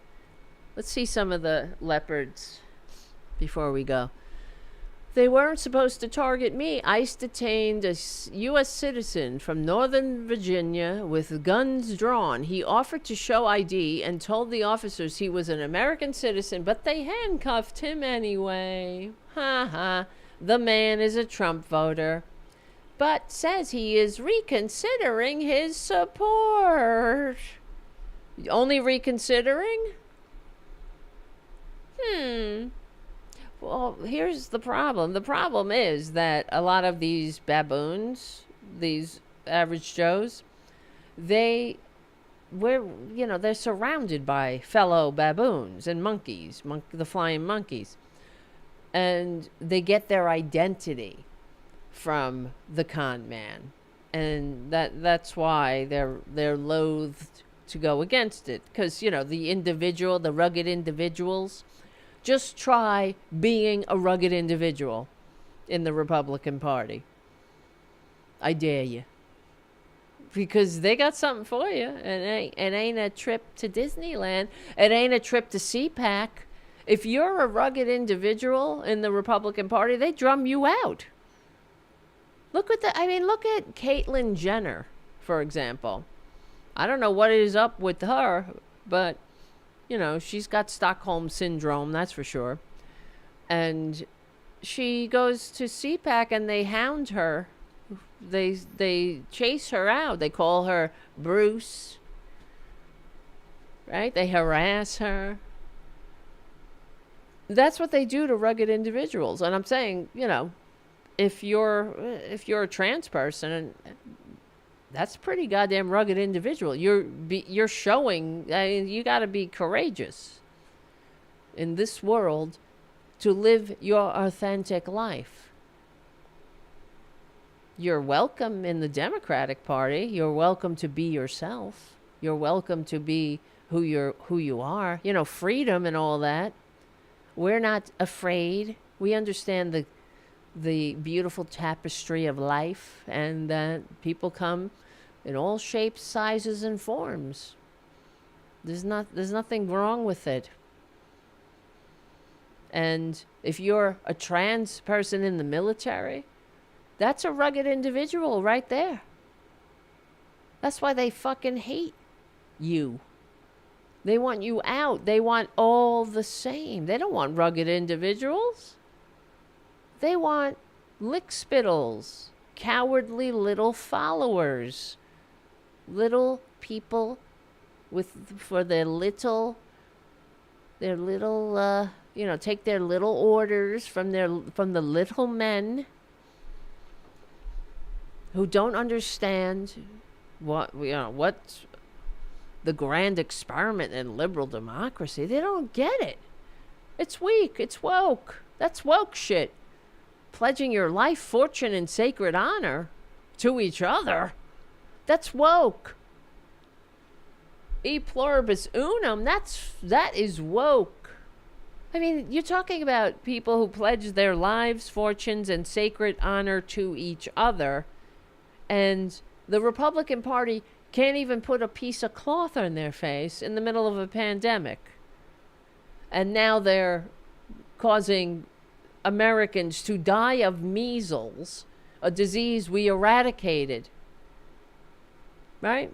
And the last time it reared its ugly head was in the last maladministration of the baboon. Make measles great again. Make polio great again. Everything that's old is back. Cancer, polio, measles, no cancer research, no Alzheimer's research. The whole world is moving on. No electric car chargers. Fucking unreal, these people. That's it. If it harms the American people, they're for it. If people have to needlessly die, they're for it. If someone gets to go to a doctor, they hate it. If someone gets educated, they hate it. Oh, and look, here's some more leopards. Canada blocks the selling of Jack Daniels. What did Jack Daniels do to deserve it? They're fucking Trump supporters. That's what they did. Jim Cramer. And yeah, of course, this kid here. Hear of the little cancer patient, DJ Daniel? Trump honored him with an honorary Secret Service position. The kid defends Trump, not knowing that he's cutting pediatric cancer research. You see, it's all performative. Well, I'm sorry, little DJ. Elon Musk needs your money. He's got to go to Mars. He's going to Mars, don't you know? To the great farmers of the United States, get ready to start making a lot of agricultural product to be sold inside the state. Tariffs will go on external products. April 2nd, have fun. Don't you love when he does shit like that? Have fun. Have a great time, assholes.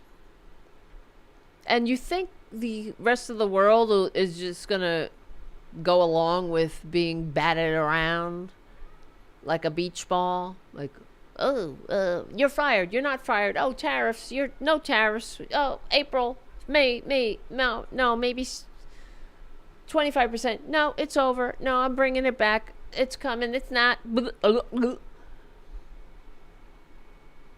They're going to be like, fuck this shit. And that's actually what I'm hearing, too. I read something about, on leopards eating my face, in fact, that one of these Trump supporting somebodies whose biggest client was a Canadian, I don't know, factory or whatever, but they cut ties with them because they're like, I can't deal with this shit. We don't know what you're doing from one day to the next. So I don't blame them. How can you run a business if you don't know what your bottom line's going to be from 1 month to the next, whether the baboon, lays a fart or takes a dump or whatever it might be, or whatever Putin says. Maybe Putin says, I'll be your best friend, and then he takes a tariff off and he puts it on. Or she voted for Trump. Now she's losing. Now, after losing her job, Jennifer Piggott, her days of supporting Trump are over. Jennifer Piggott, that's her name, proudly hung a red and blue Trump campaign flag outside her one-story home during the November election race. Now, after she was abruptly fired from her civil service job, her days of supporting the president are over. Is that what it took? I guess it. Yeah, well, she didn't give a shit about anybody else getting fired, losing their jobs, getting drummed out of the military because they were trans, or not having their own freedom to live their authentic lives, or whatever it might be, as long as it hurts somebody else. They don't have they're selfish. And pledging your life, fortune, and sacred honor to each other is not selfish. That's why they need to be corrected. They shouldn't just be like, all right, welcome, the water's warm. They need a stern talking to. U.S. Commerce Secretary Howard Lutnick called Premier Doug Ford on Tuesday for a tough and aggressive conversation. Yeah, I'm sure. After the Ontario government announced its plan to slap a 25% export tax on the electricity it supplies to 3 U.S. states. Yeah, because they're not supposed to do that. What are you doing? They don't think that people have reactions? I was actually reading that some economists are saying that Trump's going to bring us to the next Republican Great Depression. Yeah. By the time it's going to get worse. Last time he killed 1 million and left us with the worst jobs record since Herbert Hoover. And it's only going to get worse now. All right, guys, I gotta go. It's time. It's time to kick up my feet. Thank you for hanging out tonight. And thank you for all your super chats. Jeffrey, for winning the super chat challenge. Thank you, Jim, for your super chats for the curse jar and play Paula White. Oh, I gotta. For Jeffrey. I'm sorry about that. I didn't see that. Where is Paula White when you need her? I'm sorry, I didn't see that. Hopefully Jeffrey's still here. Because if he is... And strike, and strike, and strike, and strike, and strike, and strike, and strike, and strike until you have victory. For every enemy that is aligned against you, let there be. Let there be. The ground, for you will give us victory, God. I hear a sound of abundance of rain. I hear a sound of victory. I hear a sound of shouting and singing. I hear a sound of victory. I hear a sound of an abundance of rain. I hear a sound of victory. I hear a sound of an abundance of rain. I hear a sound of victory. The Lord said it is done. The Lord said it is done. Aguka kaka bupa buka. I hear victory, victory, victory, victory, victory, victory. In the quarters of heaven, victory, victory, victory, victory, heaven, heaven, heaven, heaven. Angels are being released right now. Angels, angels. Angels are coming from Africa. Buka baka bika baka buka baka bika baka buka bika baka. See, this is she's saying they're coming from Africa because she's trying to sound all diverse. It's true. They're coming from Africa.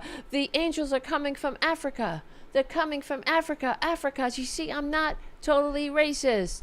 I am not totally racist because angels are coming from Africa.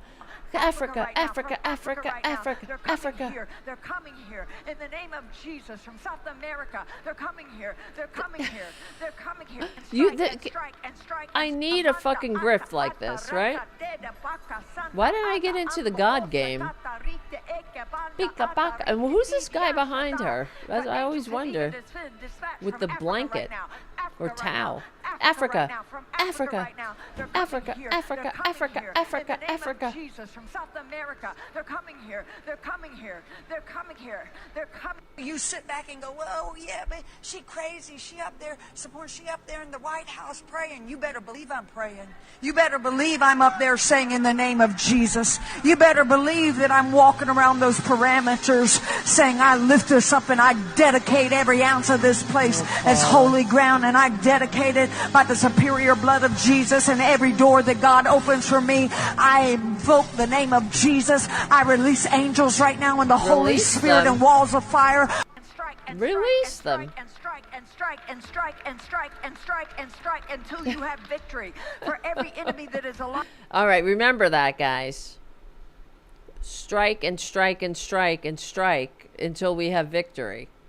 Okay? The Lord said, it is done. Yes, who is that guy walking behind her? With the towel, too. He's got a towel? Where is he? It's like he's going to the bath house. The Lord said, "It is done. Africa, Africa, Africa." Oh, boy. Oh, brother. All right, guys. I love you. Yep. Maybe we should do a new show where I see the Lord said, "It is done." That's what I should do. A whole God shtick. What am I doing this liberal talk? I didn't know. The money is in the God game. Not the money. I'm not doing this for the money. I'm just kidding. If I was doing it for the money, I'd be doing conservatism. That's the truth.